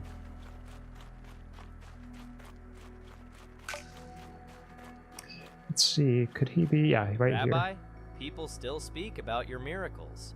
But is it safe now to come openly to Jerusalem? Yes, yes, my disciple, have faith in the path we are fulfilling. Oh, okay, let's speak with the other disciples. Is this... Master, oh, Simon left. I am okay. glad that I can host you today in my house. Friends are already at the table. Yes, yes, good to see you all. Peace to this house, you are precious to me. Peace to this house. Your hospitality, Simon, is precious to me. Oh, here's, okay, Lazarus, I think. Teacher, how good it is to see you again. It is a miracle that I can be here with you. I mean, I'd be grateful to me too, if I'd saved my life. So, Lazarus, your life is a light for many. The testimony of your life is the light for many. Martha, your care gladdens my heart. Lord, the house is prepared. May this supper be blessed. Lord, my heart is filled with gratitude. I saw how my brother returned to life because of you. Mm-hmm. Yeah, it's natural, I suppose, that all these people are grateful. Lala says, oh, I'm also kind of curious now what Satan looks like on it. Oh, in Baldur's Gate 3? Well, yeah, in that case, I would recommend playing the game. It's a wonderful game. Like, even if you're the kind of person who doesn't normally like RPGs or turn-based combat, which I'm not. Like, I don't normally like turn-based combat, but in Baldur's Gate 3, I didn't mind it, because the rest of the game really is just that good. Web Concept says there are multiple manga Bibles. Oh, wow. You know, if there's a manga Bible, I feel like the logical next step is a Bible anime. Or are we going too far, chat? Are we messing with powers beyond our comprehension if we make a Bible anime? Hope it doesn't have too much fan service in it. Doubt it would go that path, but maybe there needs to be a Bible anime, you know, if there's not one already. I feel like there's room for this. We can make this happen, chat. You're a true blessing. Well, thank you, Simon. Oh, I gotta press X here. While Jesus was at the table in Simon's house at Bethany, a woman came with an alabaster jar of costly perfume and poured it on his head. Some of the disciples protested, saying it could have been sold and given to the poor. Leave her alone. Why do you trouble her? She has done a beautiful thing to me. For you always have the poor with you, but you will not always have me. By pouring this perfume on my body, she has prepared me for burial. Truly I tell you, wherever this gospel is preached throughout the world, what she has done will also be told in memory of her. So this is the anointing, yes. Where he says, "You will always have the poor with you, but you will not always have me with you." Of course, I suppose anybody could say that about themselves, right? It's like, you'll always have the poor with you, but I won't always be with you. So I'm not sure like if that points to a feature that distinguishes Jesus from anyone else, but hey, maybe we'll let it slide. Such an anointing feels heavy with meaning, as if it speaks of coming days. The fragrance spreads through the whole house. This is a moment we will never forget. It is a sign of love greater than words. Jesus is honored as king. Okay, so now that everyone seems to be on board with this plan... Oh, I need to confront Judas. Yes. The betrayer. Do I know that he's going to betray me? Why has this woman wasted such expensive oil? Would it not have been better to sell it and give to the poor? Yeah, probably could have gotten at least 30 shekels of silver for it. Wait, chat. We actually have a choice now in the dialogue. Here, I'll move myself to the side a bit so you can see the choice. So I could say, leave her. She has done something beautiful. You're right. It could have helped the poor. It is her choice. Do not interfere. I wonder what happens. What happens if I say, you're right. It could have helped the poor. Is this a dialogue where it's actually going to like let me make the choice and not force me to go back to the beginning if I choose the wrong option? I'm kind of curious what happens if I pick the second choice and tell him, like, yeah, you're right, Judas. I agree with you.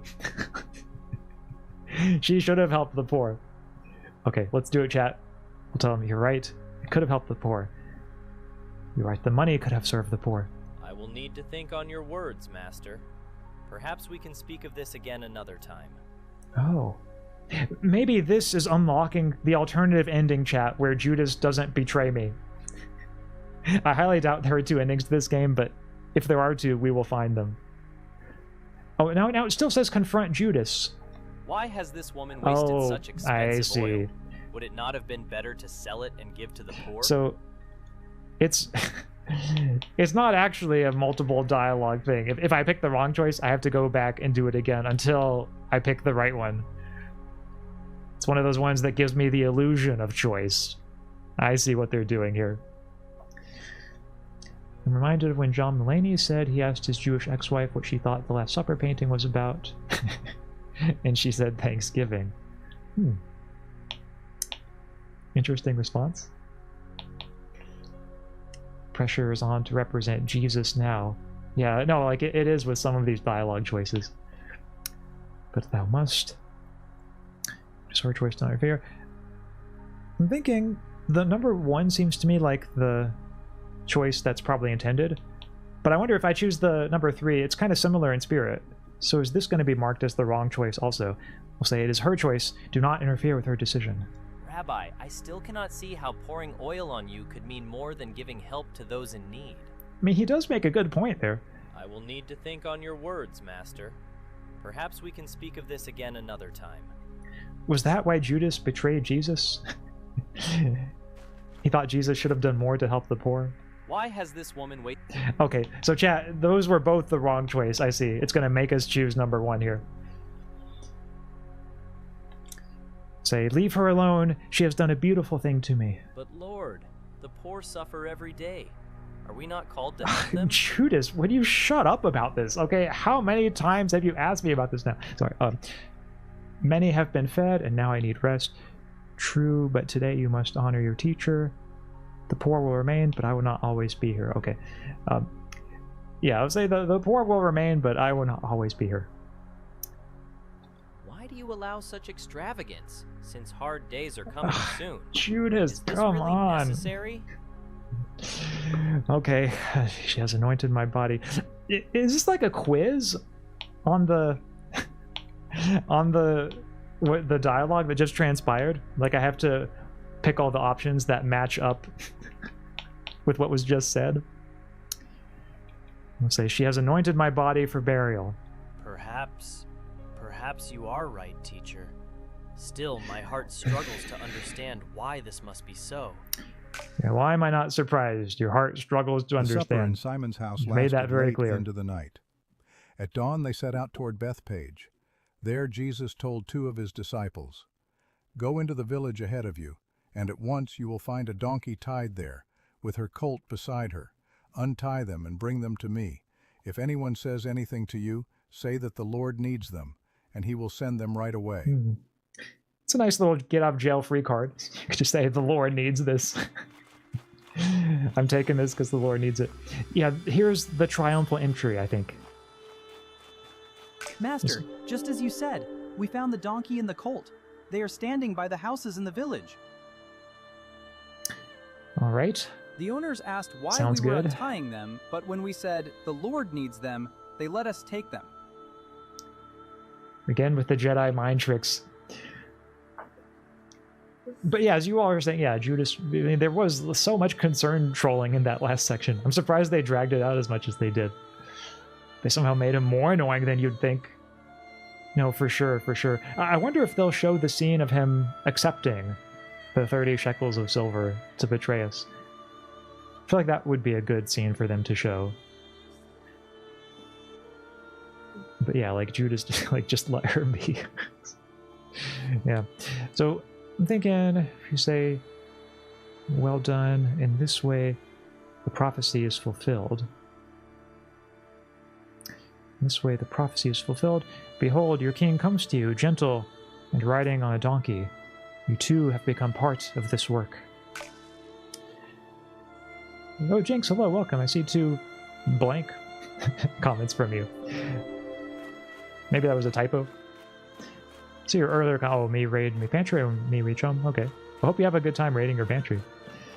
But yeah, it looks like I need to mount these donkeys right now. That would be so interesting to see. Yeah, I think so. Like, I hope they show it, because I know during that scene, Jesus, was not present for that. So if they were really trying to cut corners in this game, I imagine they might, just take that scene out, but I feel like it wouldn't feel as complete if it didn't show that scene. Oh, we got first-person donkey. What, Chad? Are you believing this? Look, Chad, the donkey can even jump.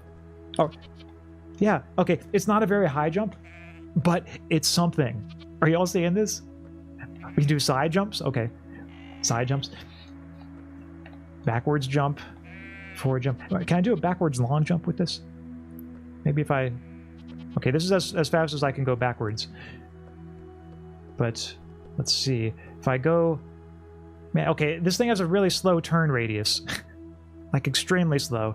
But if I run up to this hill and then jump down it, I wonder how much air I can get.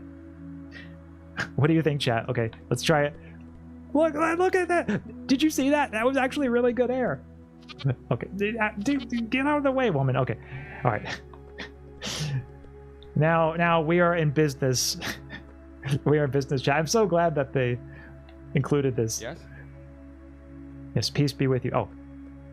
Okay, I thought I had to talk to these guys, but turns out I don't.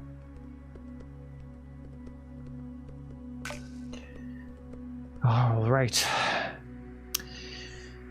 So he wasn't, but he knew, right? Oh, yeah, I guess, yeah, Jesus wasn't present, but yeah, he knew about the betrayal. That sounds right.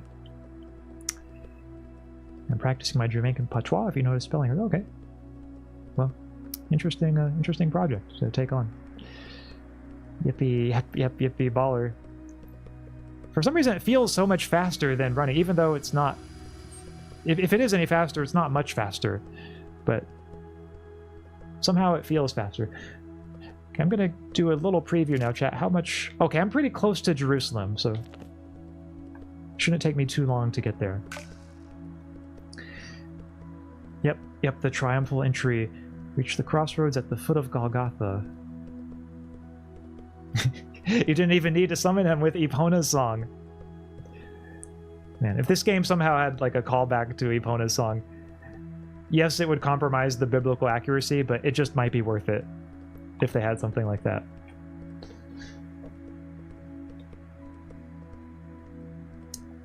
So kind of a nice, leisurely ride. Don't think I have any companions on the way. It's just me and this donkey. Kind of chilling. Well, and there is Jerusalem. That is where we need to go. I wonder, can I run these rocks? Okay, nice. Yep. Jumping from rock to rock. Okay, now this is going there in style, chat. Oh, okay, I couldn't quite make that jump. It was a little bit too far. But I can make some of these. Nice. I can jump over this fence. Yes! Okay. Sorry, this just makes me so happy. Thought we were about to witness a triumph in Rome. Oh. I mean, maybe not in Rome, but yeah, a triumph of some sort, we can say. The Gerudo Valley theme would be good for this context, this background, because it really does look like Gerudo Fortress in a way. Give the donkey a name. I'm thinking... Welcome, King of Israel. For this donkey... Let the whole city shout, Hosanna! What would a good name be? Maybe... Looks like an Archibald. Maybe, yeah, Archibald. Okay, there we go. Hosanna! All right. Here it is, chat. See, they're cheering me on. Hosanna! He brings us hope. It's him who healed our sick. Yep, they love me. What can I say? The next day, the great crowd that had come for the festival heard that Jesus was on his way to Jerusalem. They took palm branches and went out to meet him, shouting, Hosanna! Blessed is he who comes in the name of the Lord. Blessed is the King of Israel. Jesus found a young donkey and sat on it, as it is written, Do not be afraid, daughter Zion. See, your king is coming, seated on a donkey's colt. At first, his disciples did not understand all this. Only after Jesus was glorified did they realize that these things had been written about him, and that these things had been done to him. Now the crowd that was with him when he called Lazarus from the tomb and raised him from the dead continued to spread the word. Many people, because they had heard that he had performed this sign, went out to meet him. So the Pharisees said to one another, See, this is getting us nowhere. Look how the whole world has gone after him. I see. So the Pharisees are like the only ones who don't like me in Jerusalem, but they really don't like me. And they're powerful enemies. They really love Axe. Yes, I know.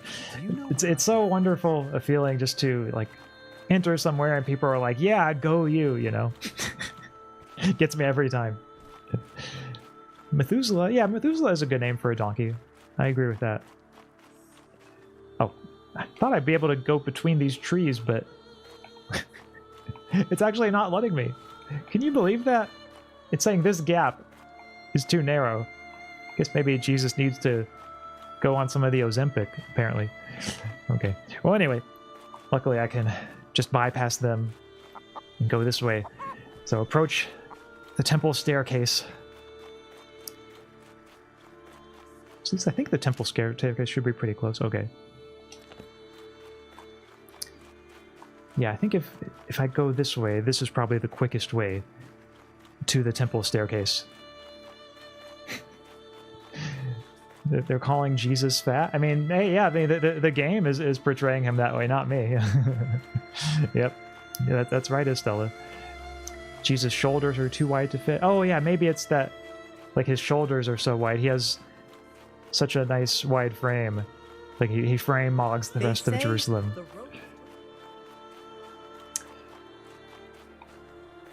Yeah, no, it is crazy. How dare the trees block Jesus. Yep, I shall have to curse those trees myself after I finish this next part of my holy work. He dummy thick.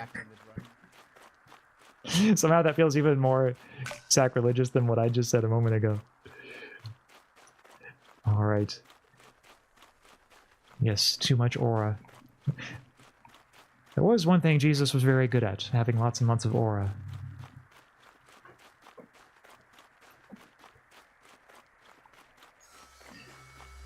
So, Jerusalem Temple. I need to cleanse the temple. Are there demons in it, though? I forget exactly what I'm cleansing the temple of. Anyway, let's talk to Matthew. He might Master, the temple has been desecrated again. They are selling and bargaining there as if it were just a marketplace. Shit. Here we go again. Okay. I hate it when that happens, when they start changing money and turning the temple into a marketplace. It is a time of change in the fulfillment of prophecy, Matthew. What should we do, Master? Grab the shotgun. Okay, let's go. I will deal with this once and for all.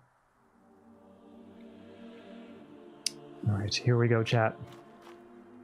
We mean business this time. Isn't that the man who was teaching in confirm authority. Okay. Yep, overturn the money-changing tables. Here we go. Yep. There's one of them. Let the I need to let the animals out of their pens. Here you go, sheep. You are free. Animals are escaping. Where's Team Trees when you need trees removed? Yeah, no, I know what you mean, dude. Team Trees are always underrated. He's torn down the fences. Everyone forgets about them until they need them. Goody, yeah, more tables to yeet. Now, this part of the game is surprisingly fun, where you just go around and because of him, just mess everything up. It's about saying Gen Z lingo in a Jesus stream. Tickles my brain. Yeah, it's guess that got that weird juxtaposition of Gen Z and Jesus. Maybe Jesus was the ultimate Gen Z. Perhaps we'll never know. But yeah, he is strong. I mean, he's got oh yeah, he lets the birds free, and then just pounding these fences left and right. Here. Okay, I think there's gotta be. Look, this guy's like cowering in a corner from me. He's that scared. All right. Oh, here's another one, chat. Here we go. 3, 2, 1. All right. Someone yes. stop him. This is the Lord's Yes, somebody house, stop not this man. We should stay together so yeah, we where's don't the get lost in this crowd. Oh, here we go. Use my divine sight to find the next Watch out. animals to free. Our animals are running all over the courtyard. It's always like this before the feast. Noise, animals. Grab the shotgun. You made me burst out laughing, Axel. Glad to hear it. Yeah, I know what you were saying is right, Web of Concepts, like the fact that they just stand around watching. See, like they know not to oppose me. That man is destroying. They know I'm too powerful. Yep, indeed. Indeed. Oh, here's the birds. The birds are always a little harder to find in this segment. Yep, perfect. Oh, I need... Okay, one more set of birds from their cages. Oh, here we go. You thought you were going to get away from me hiding in the corner like this, but... My doves! There go your doves, yep. Look at the top left, that quest description, woe to you hypocrites. Oh, find the Pharisees. This is going to be good, chat. Here we go for the top 10 anime showdowns. In the courts of the temple, panic broke out. Tables lay overturned. Doves took flight. Merchants drew back in fear. He rebuked those gathered there, because where prayer should have resounded, only the clinking of coins was heard. Then he began to teach. He taught that outward things are not enough if a man's heart is far from God. Honor given with the lips means nothing if justice has been abandoned. Oh, justice, Tia. Man must return to God with truth, humility, and reverence. And the people listened to him. And those who held authority over the temple began to see him as a threat.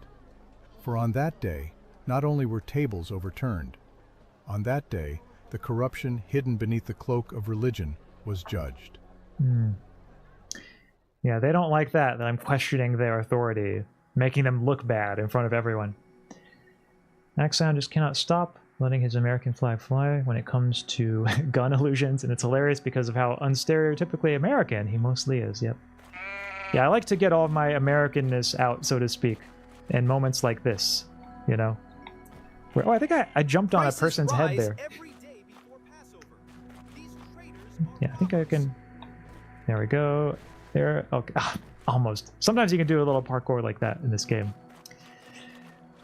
If I don't look at the screen, this section sounds like you're playing Minecraft. Oh, yeah. I can believe Jesus would have played Minecraft. I feel like it's the kind of game he could conceivably have been into. Alright. Okay, so now that I've confronted the Pharisees and shown the people the hypocrisy of their ways, gotta speak to my main man Matthew here. I see that the power of God works through you. You will regret what you have done. Oh, will I, though? It is written, my house shall be called a house of prayer, but you are making it a den of robbers. We will not forget this. We need to Please don't take my name in vain. before the priests close the gates. That's pretty good to you. Yes, oh say can you see. So many American moments in this game. Because even though Jesus was from Nazareth, we know really, chat, he was American.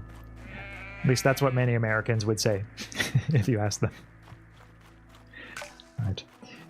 Oh, the Last Supper already, wow.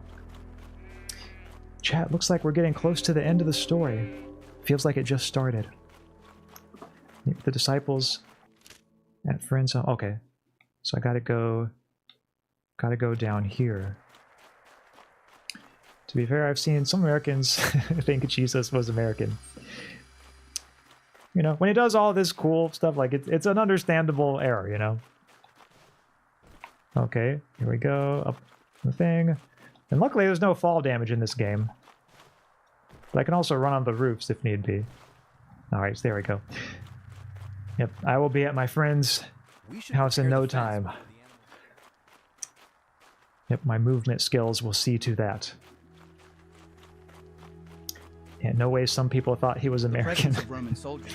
Well, I will say, Estella, for some people, being American is not so much in the literal sense of like, were you born in America? Are you an American citizen? It's more about vibes, you know?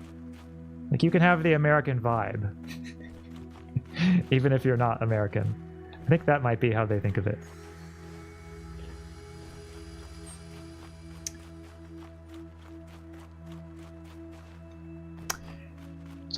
Some certainly think he was Caucasian. Yeah, I guess that's how he's portrayed in a whole lot of the art of him. I can't get around that way. Guess I'll have to go this way. Oh, Estella says, "Oh, I'm also American." Okay, that's cool, Estella. We can be buddies, being American. We both know the American experience. Yeah, typical American behavior. The Roman occupation. Yeah, for that part of the game, I guess is kind of the most American behavior in the game, I suppose you could say.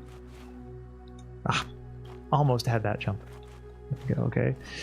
Yep. And then, oh, I guess this must be where the Last Supper is. Okay.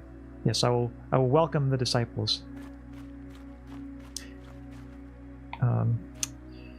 I'm born American, but got Mexican vibes. Oh, okay. Yeah, I'd never known if you were American or not. If I had to guess, I would have said, oh, perhaps, Mexican, but now I know the truth. Jinx says I'm 1/3 American. Interesting. 1/3 American. Well, in that case, I would say that's enough to be counted as an honorary American. 1/3 is enough. By the way, chat, funny story. This has nothing to do with the game, but just talking about nations. Earlier today, I got a message from the site that I'm a tutor on saying that they're expanding their operations to include Canada very soon. So very soon we'll be able to meet with Canadian students. And it was super funny because the email that had the announcement said, like, stay tuned, because in the future we'll be giving you some tips on working with Canadian students. And I was like, wait, what?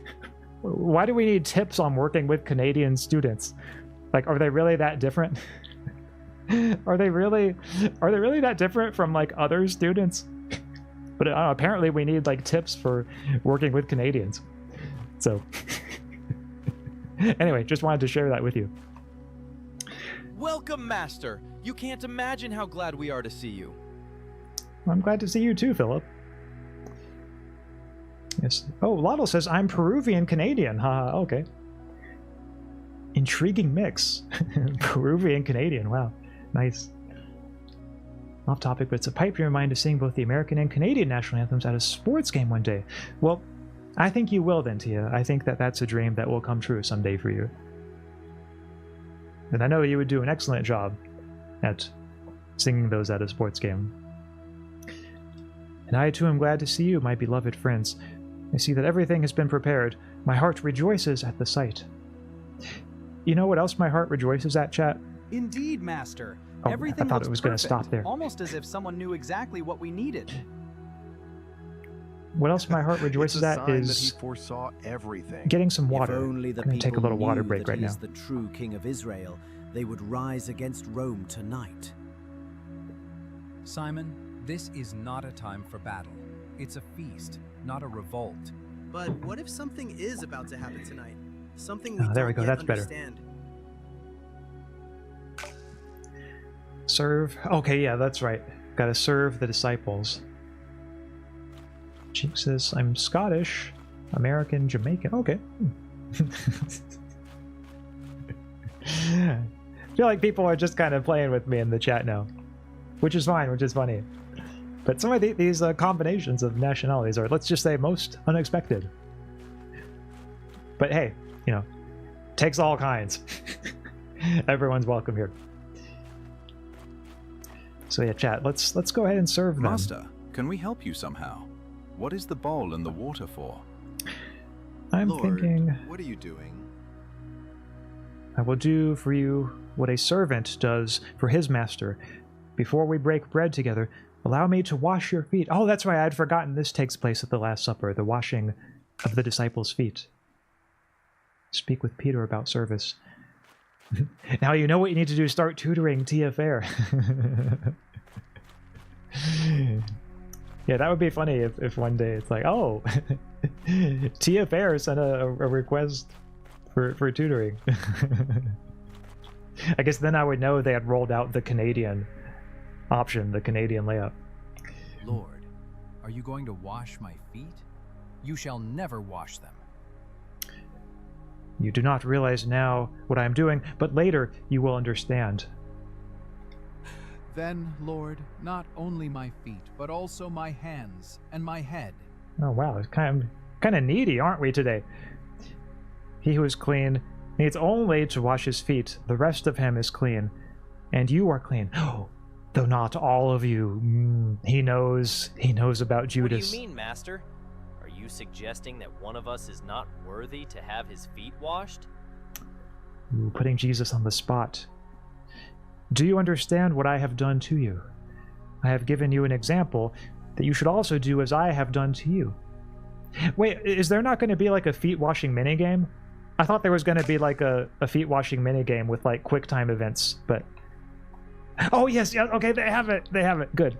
I was worried they were going to skip this. So press left trigger on the jug to pour water into the bowl.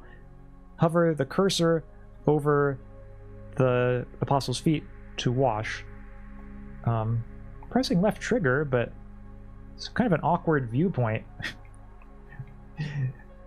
Sorry, chat. I'm trying here, but nothing's happening. It's. Oh wait, I think I have to like have it maybe in like exactly the right place. Oh wait, no, I have to pick up the water jug first. Okay, sorry. I thought it was going to do the water jug thing automatically, but it's not. Okay. So there's one foot washed. Another foot washed. Oh, do I have to do this like all 12 times? Okay. Well, get settled in, chat, get a snack. We're going to be in this for the long haul. Okay, there's one foot washed. Geez, the animations on this part are especially rough. I feel like. Like, I know they tried, but maybe they could have done the animations just a little bit more. Okay, so, I mean, this guy's feet are washed. Okay, yeah, there's got to be one more. From their point of view, you're just looking at their feet confused. Oh, I know, it's so embarrassing. That earlier part. I promise you, disciples, I'm usually more competent than this. I just have trouble sometimes with random things. Out of curiosity, how do your students typically find you? Do you feel there's a certain type of student that's drawn to you? So most of my students find me by just, they might search for like philosophy tutors, and then they'll see me in the results screen, and then if they decide they want to have me tutor them, they'll just kind of reach out to me and we'll take it from there. There are a few students that I meet with who are kind of just sort of on the side, just through word of mouth. Like other students that I tutor have talked about me to like their friends, or their families have talked about them to like other families they know. So that's also a thing that I do occasionally, but it's just kind of a random mix.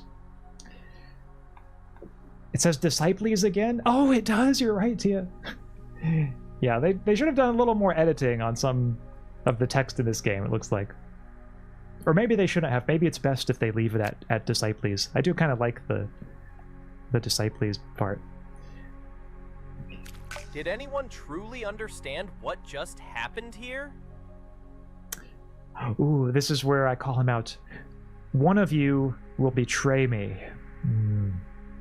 While looking at Judas. Say that while looking at him. Want to implicate him as much as I can. Truly, I tell you, one of you will betray me. Lord? Is it I?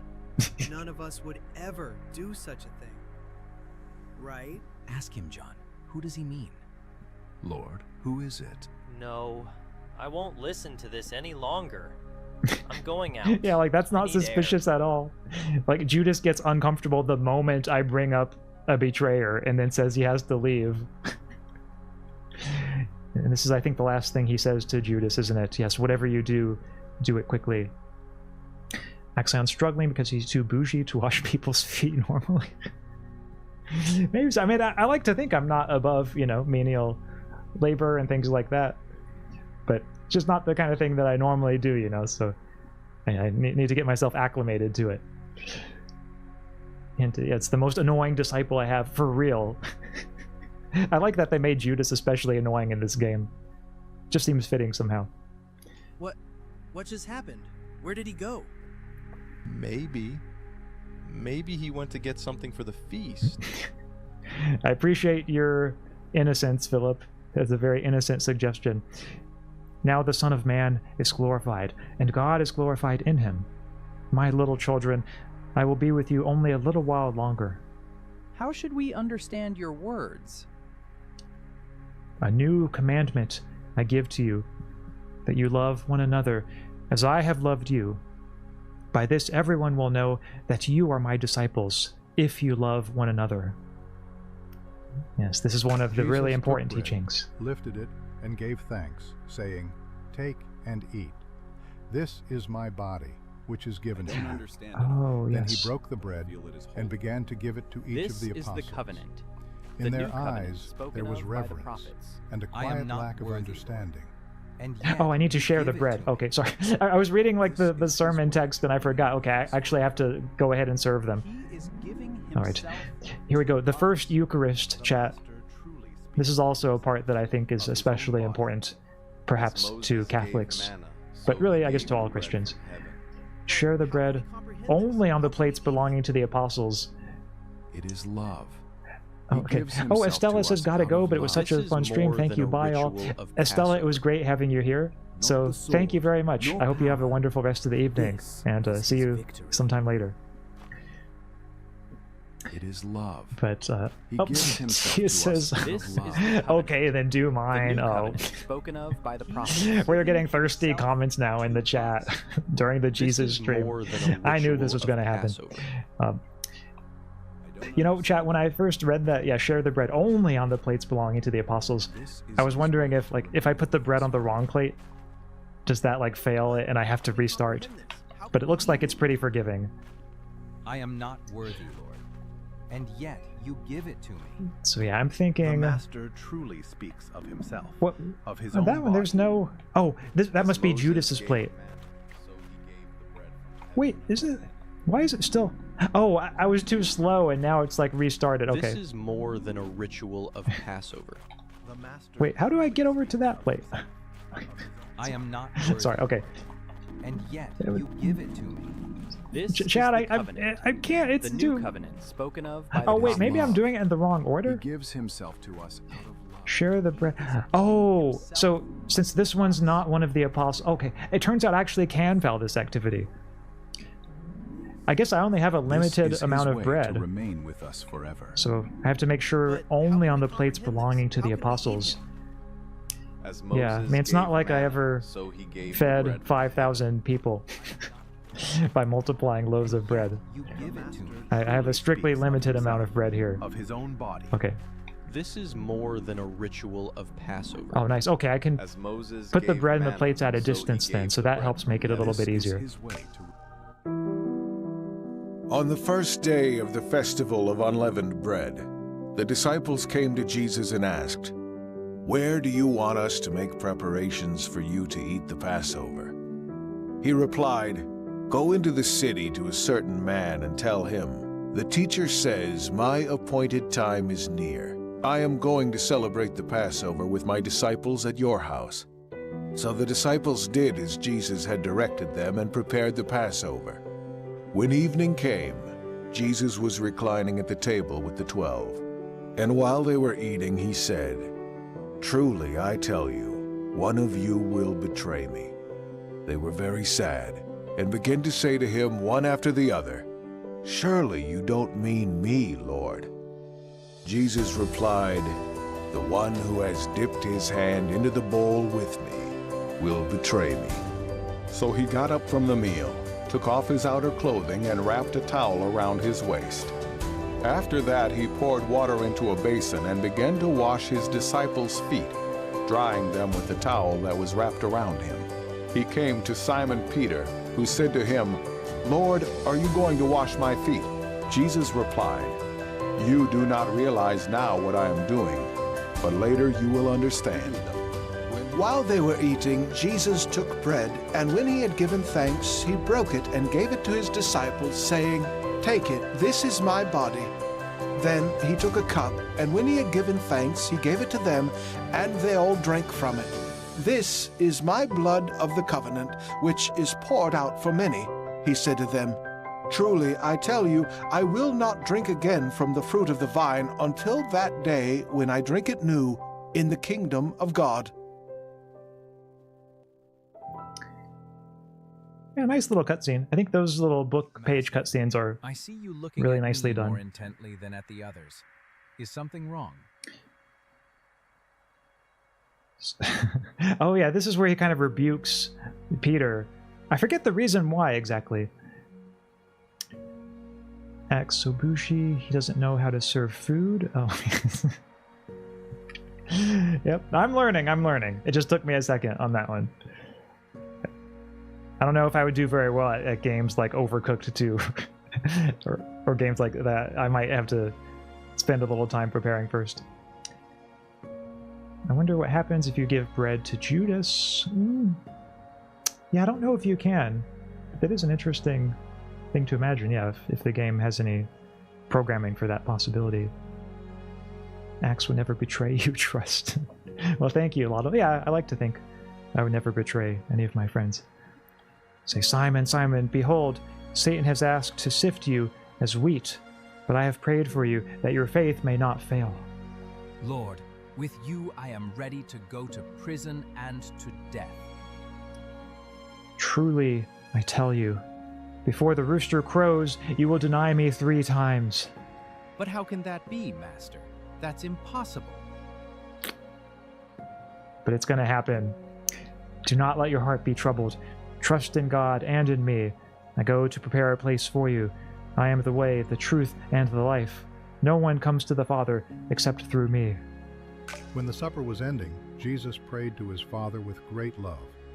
"Father, the time has come. Give glory to your Son, so that he may give glory to you. Keep my friends safe and help them stay united, just as you and I are one. I'm not only praying for them, but also for everyone who will believe in me because of their words.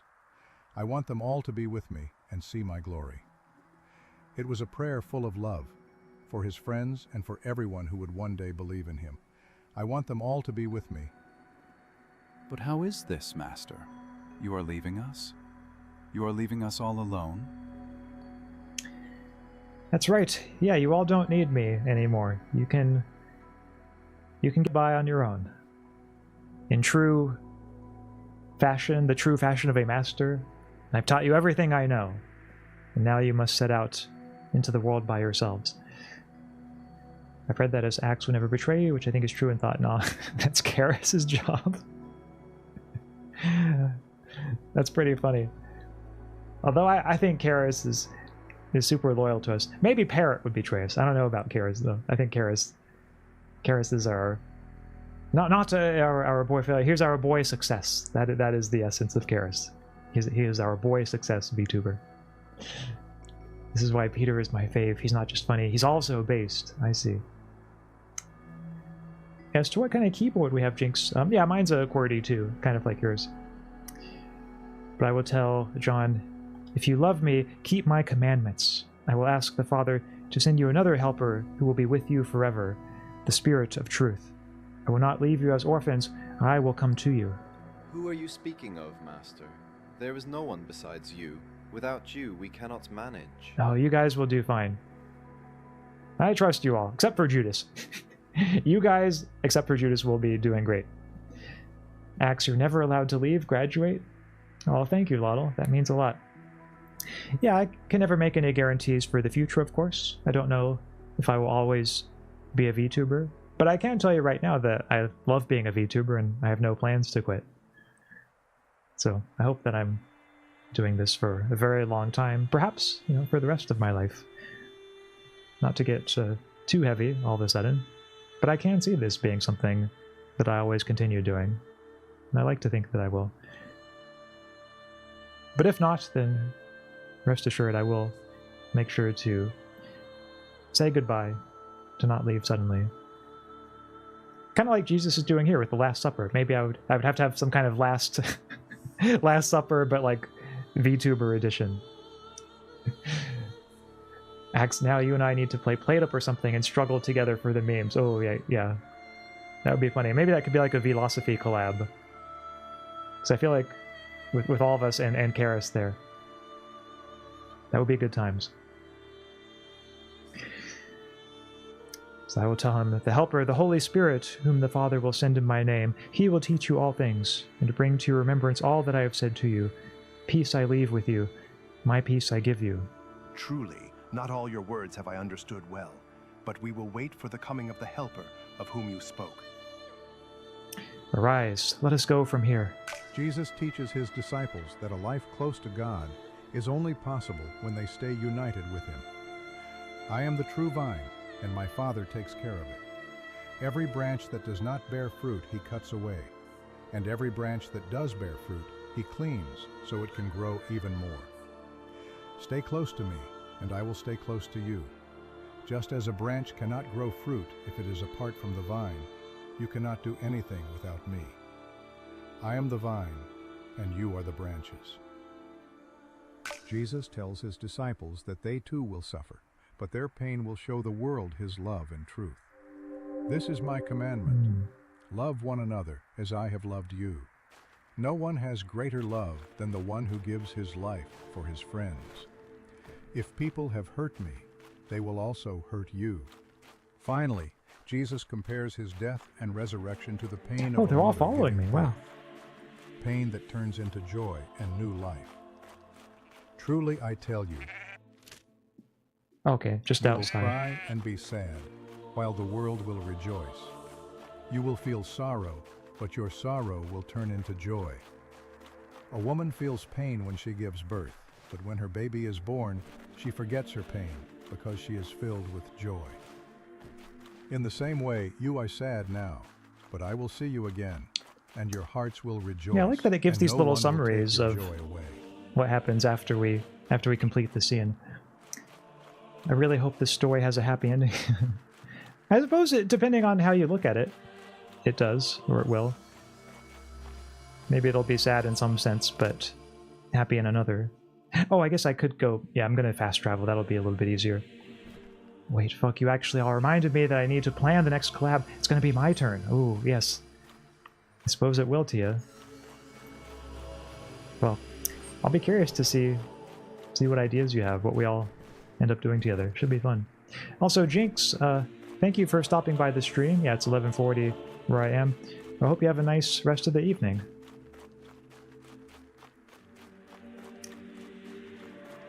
Well, I see Lottle's looking forward to the collab, too. So here, chat, if I'm not mistaken, this is Jesus' Dark Night of the Soul. The day, or the night before his crucifixion. He kind of has this troubling moment in the cave where he's thinking of the weight of all that's about to happen. So I suppose now we'll see that moment. Ah, yes, yes, here they are.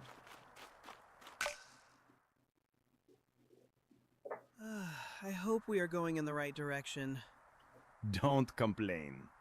Over there, on the left, you can see the olive trees that grow only on this part of the slope. Yes, it seems you're right. We've finally made it. Good thing we walked with him. You're tired, aren't you? I have to admit, we've covered quite a distance from the city. Master, is it still far? I thought we would stop lower down. They're whining to the Son of God? No, not much farther. In fact, we're already here. Here? You're leading us to this cave? Yes, this part of the Mount of Olives is quieter than the gardens themselves. Few people come here. Go inside. We'll rest there. Looks like a place that has offered shelter often. You can even tell someone once slept here. That's good. If shepherds have used this grotto, then it must be safe. And will we stay here long, Master? Only as long as needed. Come, rest. It's cooler inside than outside. It's a good place. Yeah, Jesus was kind of a fan of the vague but dramatic answers. I'm noticing more from playing this game.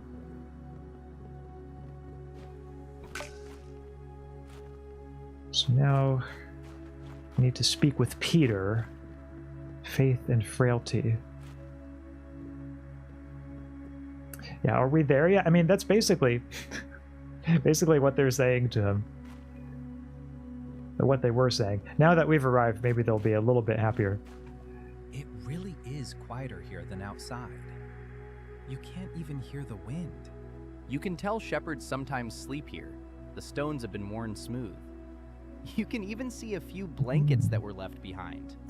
Yes, an apt observation. It's a good place to rest, Master. Lay out your places here. Rest. The night will be long. Master, will you rest as well? We've walked all the way from the city without a break. I will rest when the time comes. For now I must pray. Do you want us to pray with you? Yes, but not all of you. Whom am I excluding? Not all of you. Peter, James, John. We're coming with you. We'll be back soon. Okay, so these are like my besties here. Stay here, my beloved friends, while we go and pray. May the Master have strength, whatever awaits him. Alright. So select 3 disciples and step outside. Oh, since I guess I've already selected them, I just have to step outside. I see. That's right, yeah, the Garden of Gethsemane. Speak with Peter outside the cave. Master, do you... Oh, farther still. Okay. There, where the trees grow thicker, you know this place. Is everything all right, Lord? I think I might have talked to him a little bit too early and triggered the cutscene earlier than it should have been. My soul is deeply troubled, even to the point of death. Master, is there anything we can do to help? There is one thing. Stay here and keep watch. All right, Master. We will keep watch. I promise I won't close my eyes. Peter, tonight will test many. I do not say this to accuse you, but so you understand how important prayer is. Master, you know what's going to happen, don't you? The hour has come. My betrayer has already set out, and this place he has known for a long time. Is that why you want us to keep watch? So can we warn you if they come? Yes, keep watch not only for my sake, keep watch so that you yourselves do not fall into temptation. Sit here, wait for me. I will go and pray to the Father. Go, Lord. We will keep watch. See, the solitude of the sun. Find a secluded place for prayer. I suppose this is somewhat secluded. Jesus walked away from his disciples, deeper into the garden, where the olive trees grew denser and the moonlight barely pierced through their leaves. Oh, a big snake again. When he was about a stone's throw away from Peter, James, and John, he fell to his knees, and then to his face. The snake was kind of sudden. In solitude, in struggle, he began to pray. Oh, there it is. Wow. So, okay, yeah, this is going to be my dark night of the soul. Venture deeper into the vision. I guess here I have to resist Satan one last time. So wait, this is kind of like the ultimate showdown for Jesus then, you might think. And again you fight, son of man. Oh, here we go. Never tire you. Here we go, chat. More demons. Look at them. This is only an echo of truth. The whips that will tear your flesh. Just gotta bring him. Bring him to the barrier. No one will appreciate it. No one will understand. Didn't know they had those outside of Australia. Yeah, I guess they do in this game. Okay. Step back. I got one of them. Yep. Come on. I think this will probably be the last demon chasing segment of the game. This last one's fast. Okay. Still got him though. Yep. Yeah, not too hard. I was able to finish all them off pretty easily with my divine skills. Oh my god, I came back from the washroom at the wrong time. Should have gone later. Yeah, there was that big snake. But luckily I think we'll be able to prevail against Jesus it. prayed, and his voice trembled, as if the very words wounded him more deeply than anything that was about to come. My Father, if it is possible, may this cup be taken from me. Yet not as I will, but as you will. Oh. So now I'm going deeper into the vision. The labyrinth. Okay, yes, that's right. The labyrinth of temptation. A power you cannot break with a single word. They will not yield. Use L to keep your distance from the guards. Oh, okay. If you lose all faith, you'll return to the start. So I guess I just have to avoid the guards. Oh, there's one. You know their brutality. You've seen their executions. And yet you walk straight into their hands. So far, not too bad with this challenge. I just have to... I mean, the camera angle's a little awkward, but... Other than that, it's just a matter of staying on the path, you know? Staying on the straight and narrow. Oh, there's one right there. I don't know if that one is one that takes away my faith points, but looks like he's okay. He's just kind of walking alongside me. Do you think your disciples will stand by you? Do you see any of them? No, he's trying to sow doubt in my heart. In their hearts. Is it supposed to be this scary? I think so. I think... Yep. I think they're trying to give as accurate a depiction as they can of the dark night of the soul. Feeling those doubts, trying to struggle through those doubts. And still maintain one's faith in spite of it all.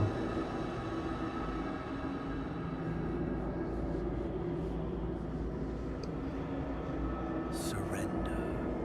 You can still. Oh yes, he's trying to get me to walk away. You can still. Saying you can still live. But I know my destiny. I know what I must do. Cannot be swayed from the path that lies before me.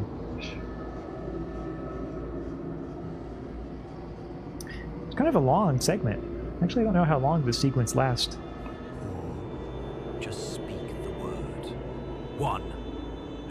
legions of angels will crush this world to dust. Why are you silent? This might be the last time we see Satan in the game. I think once I overcome him here, there might not be any further moments. Oh, okay, here we go. Jesus prayed a second time. His steps were heavier than before, as if every movement demanded great effort. He lifted his gaze toward heaven, and the words flowed from his heart like a bitter truth that must be accepted. My Father, if it is not possible for this cup to be taken away unless I drink it, may your will be done.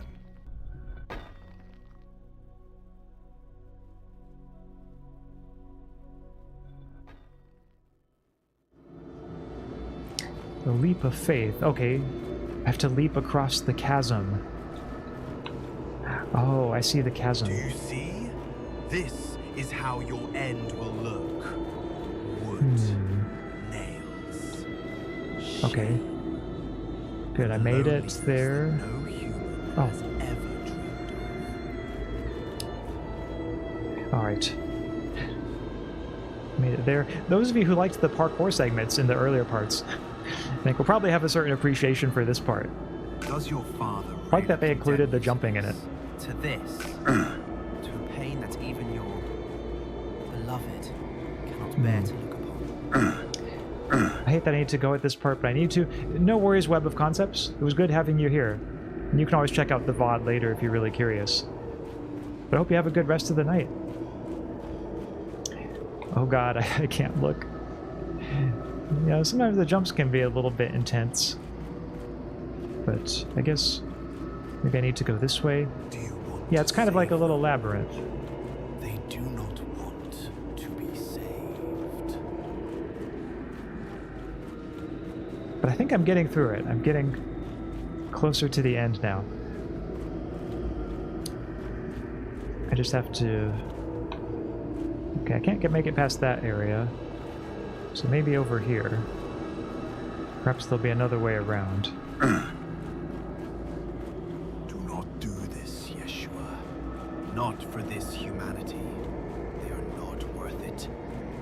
Leave them. Leave. And come with me. One thing I will say about this Satan guy, it's very persistent. Gotta hand that to him. Alright, here we go.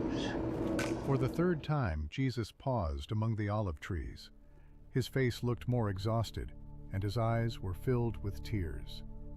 And yet, in his gaze, one could see a new strength, a certainty that the hour had come.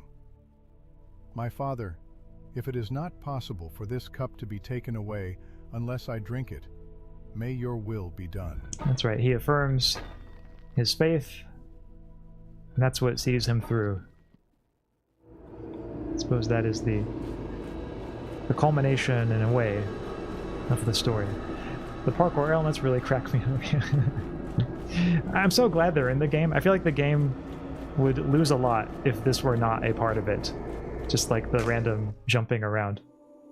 Damn, I think YouTube censored my comment about cats. I guess it did. You are not alone. Because yeah, I don't remember seeing your comment about cats, but now I'm curious to know what it said. Ooh, a nice angel from the Lord here.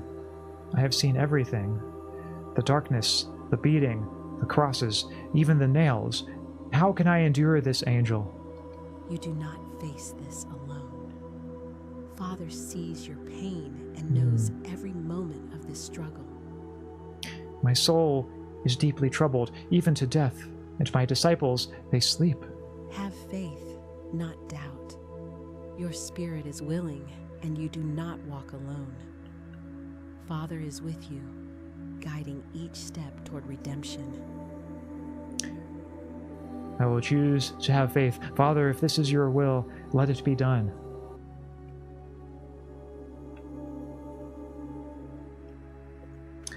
So now I must speak with the disciples. Did we really fall Wait, weren't they asleep? supposed to be keeping watch? Simon, are you sleeping? Could you not watch for 1 hour? No, Master. I wasn't sleeping. Yeah, likely story. The spirit is indeed willing, but the flesh is weak. Lord, I I did not mean to fall asleep. We suddenly became so tired. Prayer, it was so heavy. Well, that's all right. I understand. Sometimes you get tired. I know, but now you must remain with me, even if the hour is difficult. Watching is an expression of love and faithfulness. The hour is coming, but Father is with me. Oh, another cutscene.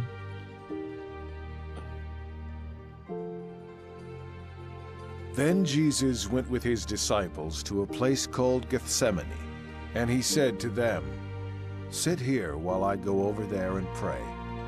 He took Peter and the 2 sons of Zebedee along with him, and he began to be sorrowful and troubled.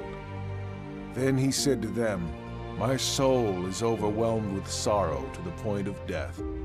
Stay here and keep watch with me."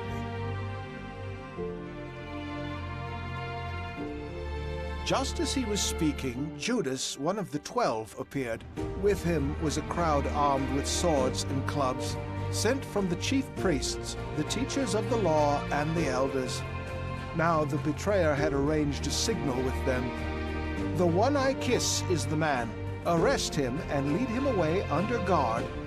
Going at once to Jesus, Judas said, "Rabbi," and kissed him. The men seized Jesus and arrested him. Then one of those standing near drew his sword and struck the servant of the high priest, cutting off his ear.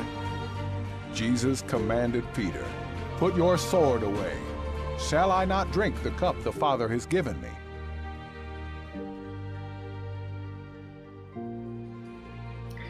So this is it, chat. The beginning of the end.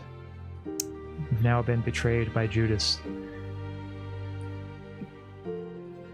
Geez, Simon? Yeah, I know. I'm a little disappointed in Simon and the others. Cats' reaction times are faster than snakes' biting speed, making them anti-snake weapons.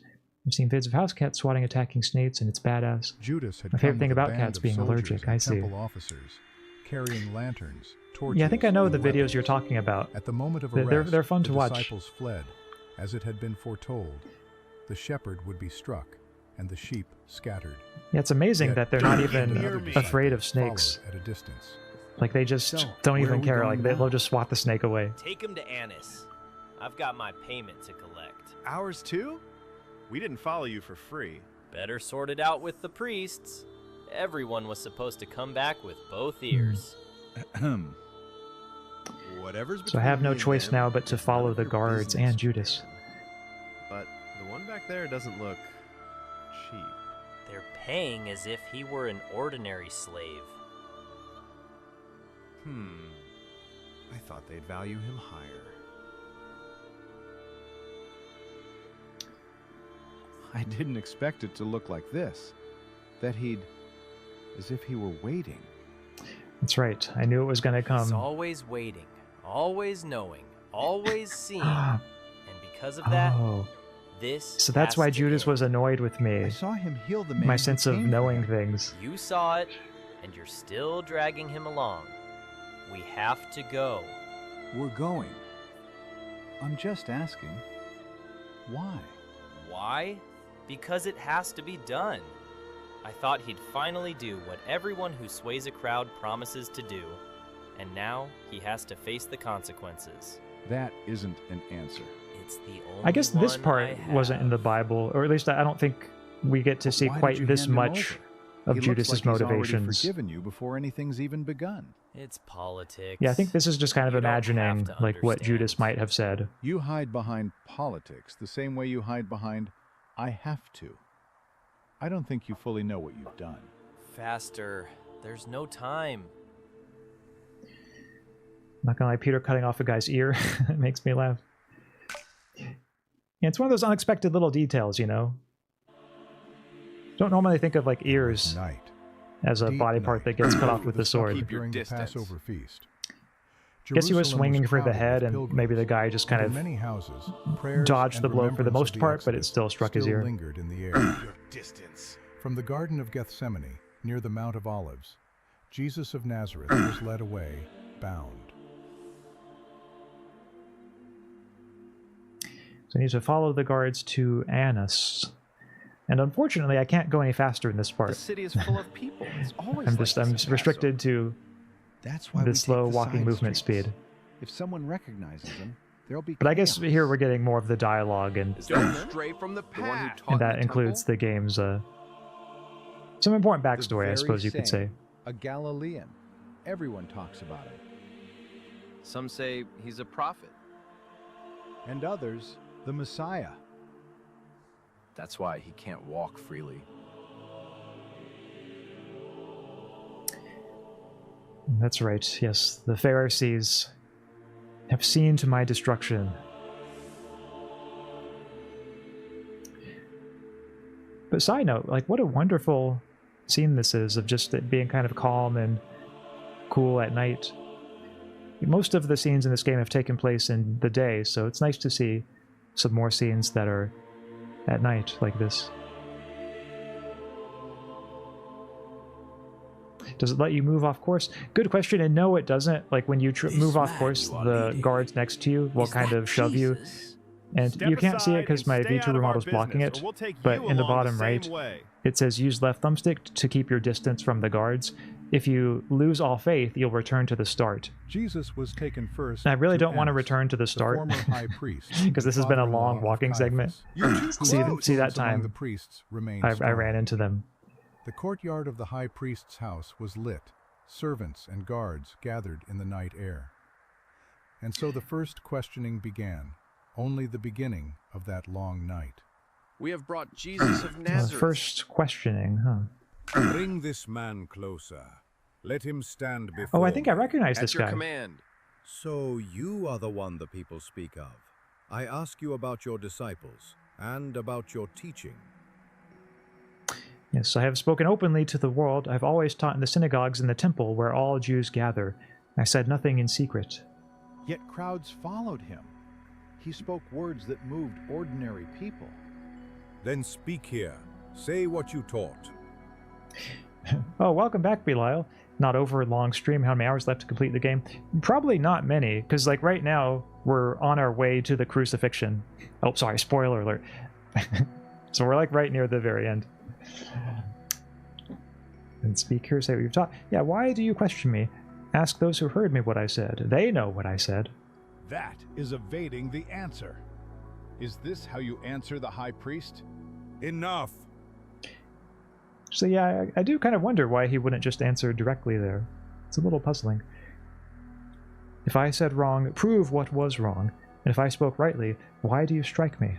He does not answer as a guilty man. No decision will be made here. His case is too serious. Bind him and send him to Oh Caiaphas. no, I hope they're not going to do another walking segment. Okay, yep, they Did you are. hear the high priest? Let's move. To Caiaphas, quickly, before anyone notices. Head up. Eyes forward. Well, you're still Zero, welcome back. Yep, still streaming.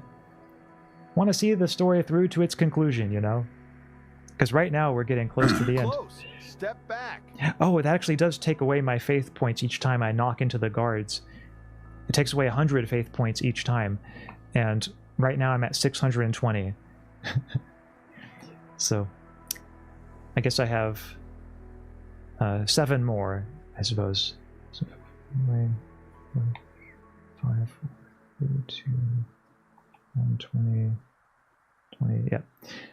So, I should be able to make it there, but when it does the turn like that, it's actually really hard to know like where the game wants you to walk. From high priest. It's really sensitive around the turns.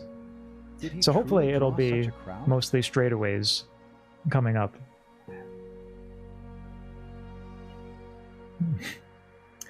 I'm so curious to know what happens to Jeeves at the end of the story. Faster. Straight ahead. It's such a mystery. Yep. Annas, Yeah, Jesus all was will be sent, made clear still at the bound, end. I have to a feeling. Caiaphas, where the chief priests You're and too elders were close. assembling. Inside, they sought testimony and questioned him. Outside, in the courtyard, Peter stood among the servants and guards. Oh, here are the warming chief priests, himself by okay. the fire, while the night pressed on toward the cock. I think I might vaguely remember this. Stand before the council, Jesus of Nazareth. We have heard many things spoken about you. Yes. You teach openly. Yes, many among things the spoken about people. me. You speak in synagogues and in the temple. Tell us plainly, what I mean, it is a little weird that he's asking me what I teach when he acknowledges that I speak openly. Like, he could have just come and listened to my sermons if he wanted to know what I taught. Bring witnesses who can speak against him. We heard him say he would destroy the temple. What? No. He said he would rebuild it in 3 days. That's right. I have an advocate. Good. Really say such things? Incredible that the crowd listened. Their testimony does not agree. Is it true that he speaks so openly about his authority?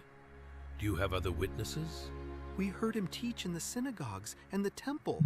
Many believed in him. We must know if he claims to be God. We cannot let this go unchecked. I swear before God we will now hear the truth. Are you the Messiah, the Son of God? Yes.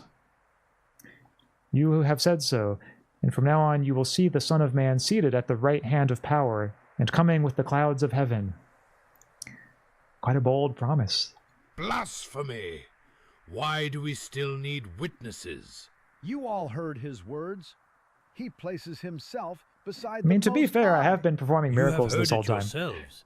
He has spoken against Maybe these heaven. people just need to see me perform By a our miracle. law, he deserves death, but we have no authority to carry it out. Take him away. At dawn, bring him to the governor. To Pontius Pilate. Keep him bound. Wait. I reckon. Let him be punished. Okay, I saw you with the we're doing one another seeing walking you. segment, chat. I There are a lot of would these in this suffer part of the for game. lies. Aren't you? It's not true. I do not know this man. Oh, this is where Peter town. denies me. Or was it Simon? One of them. No, I was not. Yep. I don't know what you're talking about. He's denying me right now.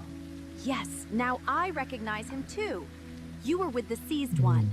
Tell the No, truth. I do not know this man. Throw at him. Oh, they're throwing rocks at me. This really is kind of sad. I asked Leon why specifically the ear. He said it's just what was Then there. the Jewish leaders took Jesus I don't from know, I wasn't Caiaphas there. to the palace That's of the pretty Roman good. governor. By now it was early morning, and to avoid ceremonial uncleanness, they did not enter the palace, because they wanted to be able to eat the Passover. Then the whole assembly rose and led him off to Pilate. And they began to accuse him, saying, "We have found this man subverting our nation. He opposes payment of taxes to Caesar and claims to be Messiah, a king."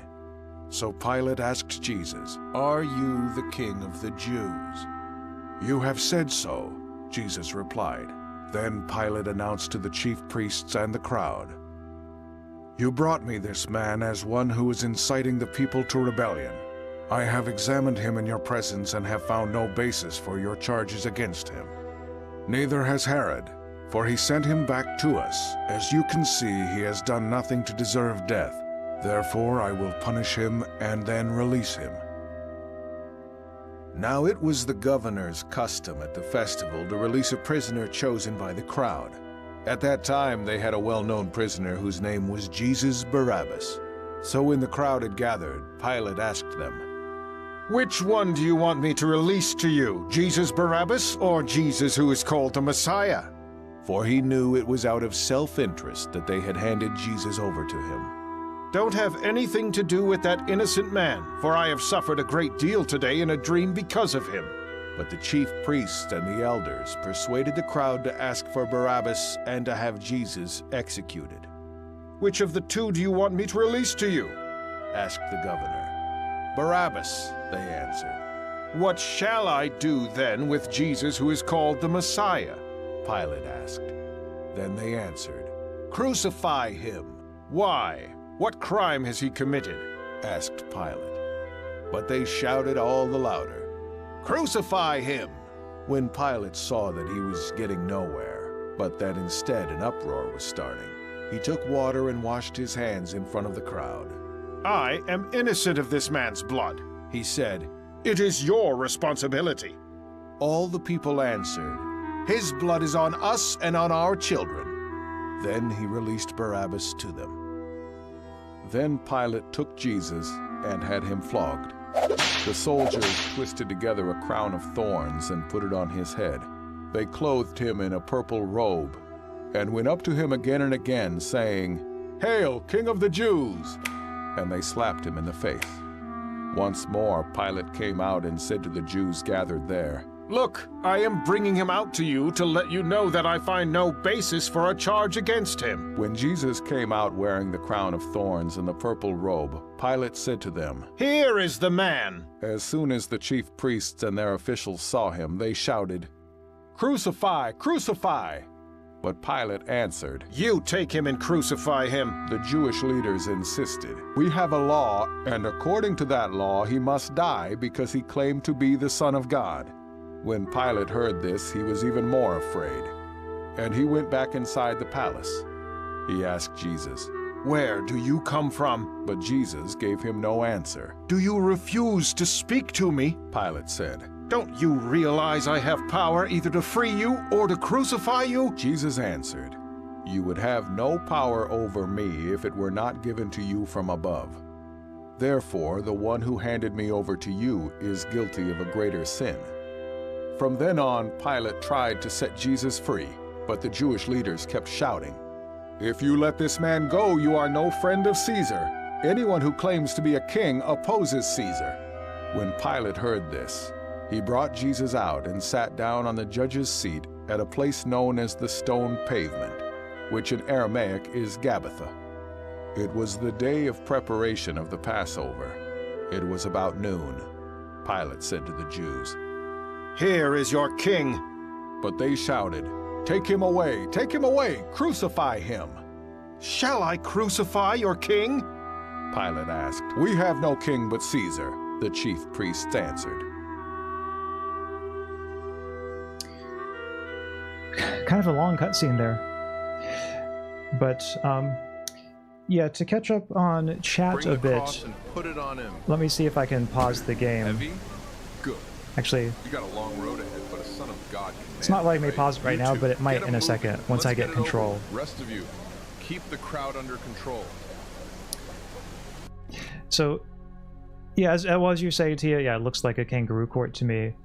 Yeah, I think that's one thing this game does portray quite well, is the nature of the kind of farce of justice that was there. As to your question, Lottle, whether there's a difference between Son of God and Son of Man in this context, I mean, I think not really. It does, I think, seem a little confusing at first when Jesus is referred to as the Son of Man. And I know I've looked that up before, but I don't remember if I know quite for sure what the answer is, but I think it's just because he was like God in human form, and so looked like, you know, the son of just a man like anyone else. That's my best guess anyway for why he's called that, but I'm sure someone who has a more robust knowledge of these matters could give a more comprehensive answer than I could. I also do think you're correct, Tia, when you ask if this is the origin of the idiom wash one's hands of. Or, I mean, I think you're right to be thinking of that, because I am almost certain that this is where that comes from, to wash one's hands of something. Lord Bilal, yeah, your question about Tia. Well, first of all, yes, Tia and I are friends, and the part about monogamy, the debate, really just isn't relevant to this stream, so I'm not sure why you're bringing that up now. So anyway, I'd appreciate it if, not that I mind talking about monogamy on stream sometimes, and, you know, I've had streams on that, but for streams in general, I would just, you know, prefer that people's comments be on topic. So thank you for adhering to that from now on. Now, Zero, when you mentioned, yeah, Caesar mentioned, yeah, that is one thing that I was kind of wondering if this game was going to go into.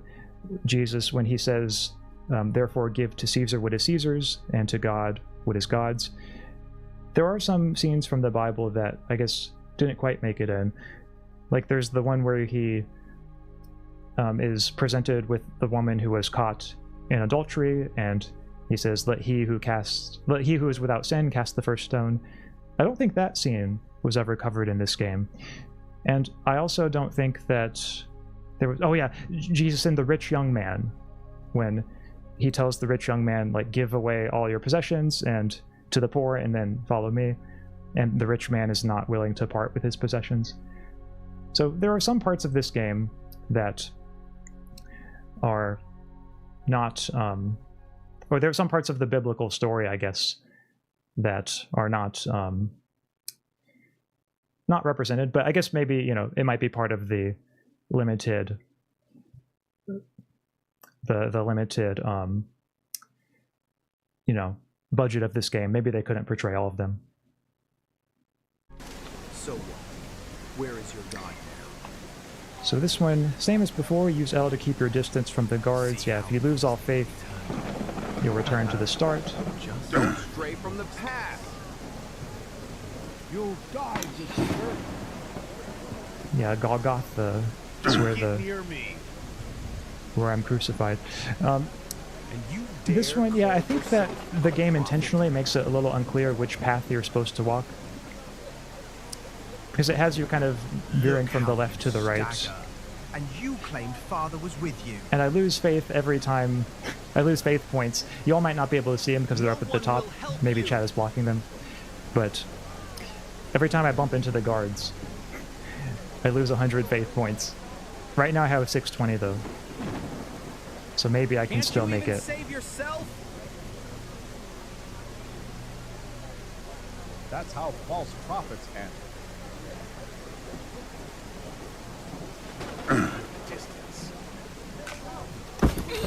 Oh, yep. Maybe this is the...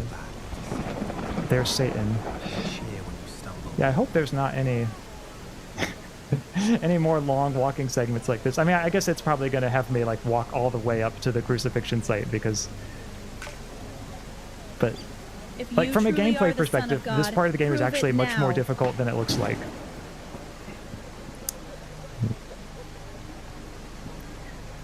Oh, actually, my faith just refilled, though. You could see it at the top right, 820 points, so...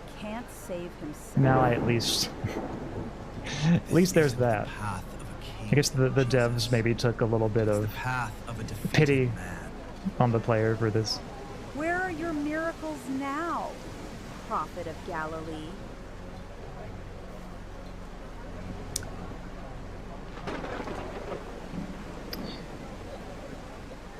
Yeah, and I realize part of this might just be technical limitations, but I feel like one thing that would make this scene more powerful is if they had more characters in the background. And if there was like a real like rabble of people just like yelling and screaming at him. I realize that they might not be able to do that, just, again, given the limited resources. But... Oh, I guess that's Mary, maybe. Is that... Yep. I will not turn away. Yep. That's... Look, Mother, I'm making things anew. Get away from him! Leave me alone.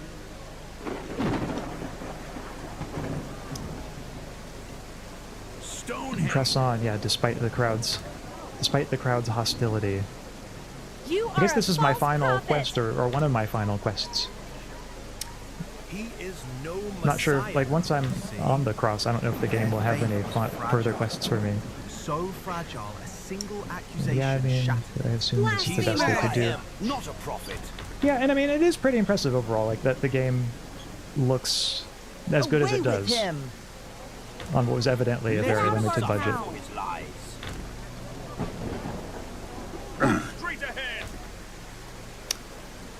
Okay, gotta go straight ahead.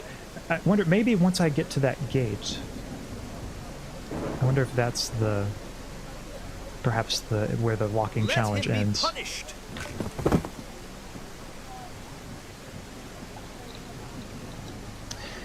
Limits of human endurance. Yeah, try to stand and move toward the gate. And we'll try. Yeah, I don't remember how many times Jesus falls in the biblical record. Help him with the cross. I don't know him, and You'll get to know each other on the way to the gate. Now go on, move! Oh, this is, yeah. Simon betraying me, saying he doesn't know me. That hurt, Simon. To get to the other side. The faster you help, the faster you'll get there. I wonder how successful this game was. I might be able to make a more polished Bible game next time. I mean, this game had a fair amount of buzz, I feel like, and probably still does. And also, it's the kind of game that I think has a long tail. Like, especially for, you know, Christian gamers playing this, you know, it'll probably be one of those games that they're playing for quite a while. Or like new generations of gamers maybe can come back to. You wanted to save others, But you So I wouldn't can't be even save surprised if they yourself. make more Bible games after this. I feel like that would be the natural next step. Again, the Old Testament, I feel like, has a lot of stories that would work well for this.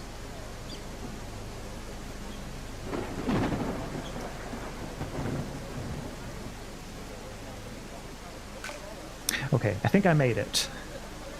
At least I hope I did.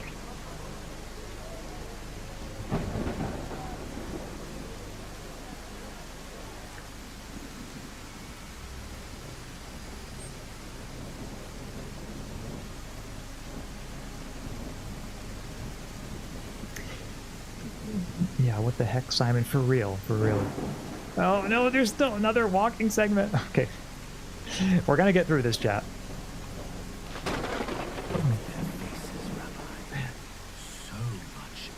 Oh, and I was wrong too. I thought that Satan might have had his last appearance during that Dark Night of the Soul in the Garden of Gethsemane, but turns out we're still seeing him even now. He's still trying to tempt us away from fulfilling our destiny. He's asking if the people are worth saving. This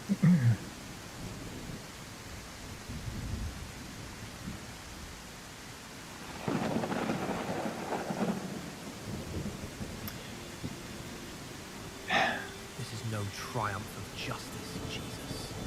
Just a crowd craving someone to blame. That's well said. You dare call yourself the King of the Jews? Where is your throne then? I suppose it's only once he's on the cross, I think, that he says, "Forgive them, for they know not what they do." So perhaps that will be the last action in this game, is when I proclaim my faith on the cross.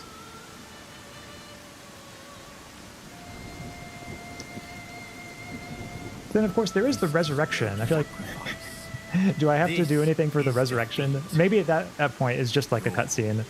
I could see that being just a cutscene in the game. Because, like, what kind of gameplay challenge could you possibly have to, like, resurrect it? Just doesn't seem like the kind of thing that would lend itself well to that. But I don't know, maybe the devs really got creative, and maybe we'll have, like, a resurrection minigame. Anything's possible with the power of game creativity. Oh yes, the two thieves. Two thieves here on my side.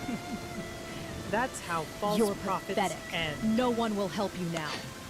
It's a little strange to see this because it seemed like I was so popular earlier during the triumphal entry. But now it's like all these people are against me. I wonder where all my supporters are. Like, what happened to them?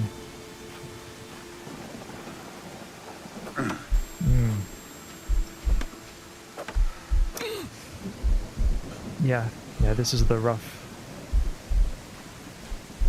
part here. They might make you fight a final boss to resurrect. Oh, that could be like the final fight against Satan. Just to resurrect. That would be something, yeah. So what? Where is your God? Await the fulfillment of your destiny. Okay. Oh, maybe I can talk to the thieves. No one will help you. Yeah, look at the other condemned You man. are the Messiah. Save yourself and us. Do something, if you have the power. Do you not even fear God now? We are suffering justly, but this man has done nothing wrong. Are you sure about that? If he's punished like us, he can't be innocent. Jesus, remember me Oh, when you... this is the one who has faith. Truly, I tell you, today you will be with me.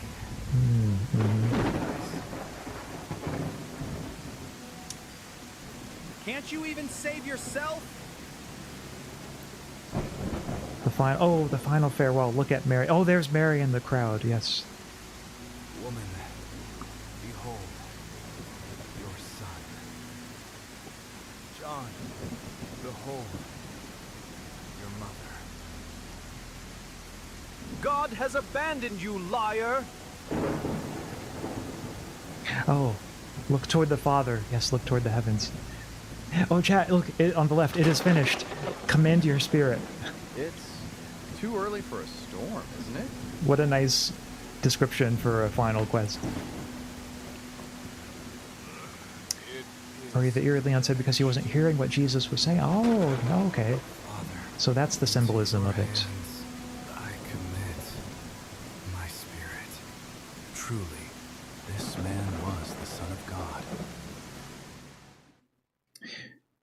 The Savior, complete the game. Yes, that is the end.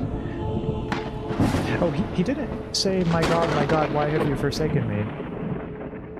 But I guess they didn't include everything he said. Maybe just the parts that would lend themselves to the scene most easily.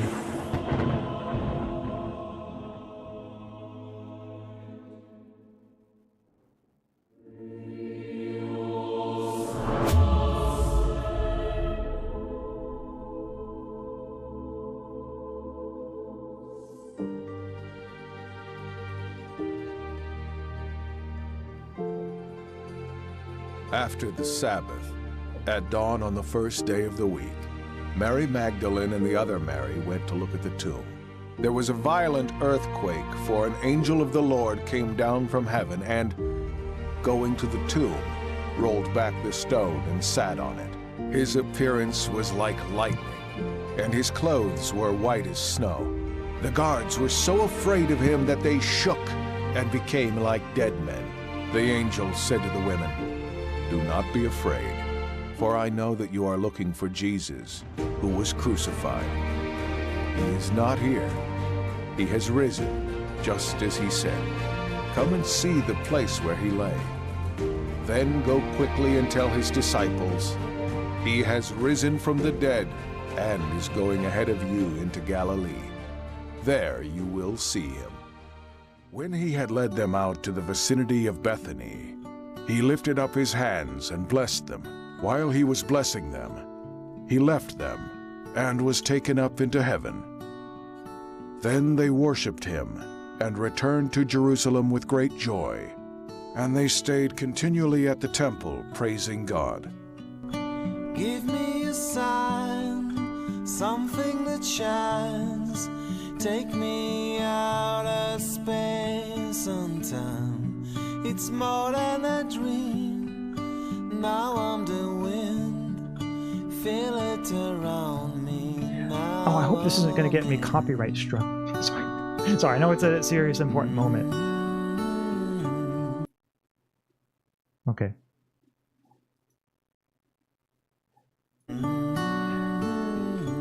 Oh, I guess now we're seeing the nativity. It's probably okay. Yeah.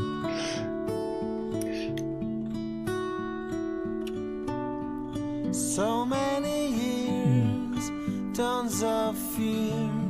No wonder I trembled and laid on my knees. I tried to survive. Yeah, I guess now they're going through some scenes that maybe they didn't have time or budget to portray fully in the game. Like there was the nativity scene, and maybe these are some of his other miracles or other acts recorded in the scripture. No, but some of these were scenes we did see in the game, though. Like there's the centurion. I guess this is just kind of like a highlight reel, because like. Come on outside, let us dance with the stars.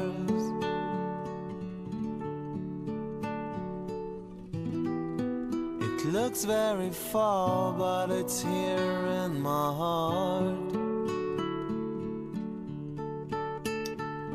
It's a nice little ending sequence that they have. But yeah, as you say, Lotto, I would have thought that line was iconic enough to be included. Yeah, I suppose I would have too.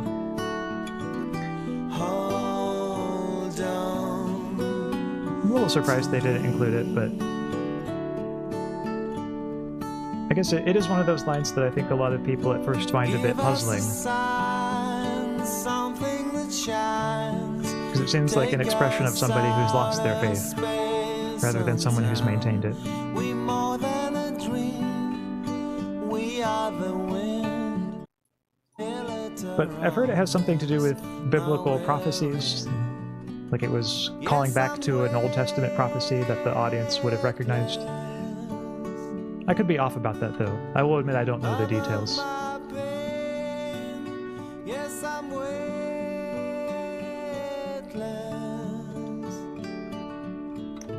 I can love you again.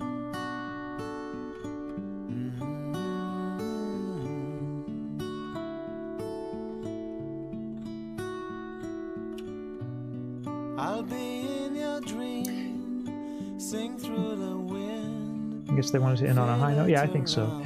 Also, Tia, thanks for the congratulations on beating the game. I think whether one agrees with the source material or not, the game did a pretty great job at portraying the emotional weight, in my opinion. This was a fun journey with you and chat. Yeah, it was fun. I'm glad that we all got to experience it together.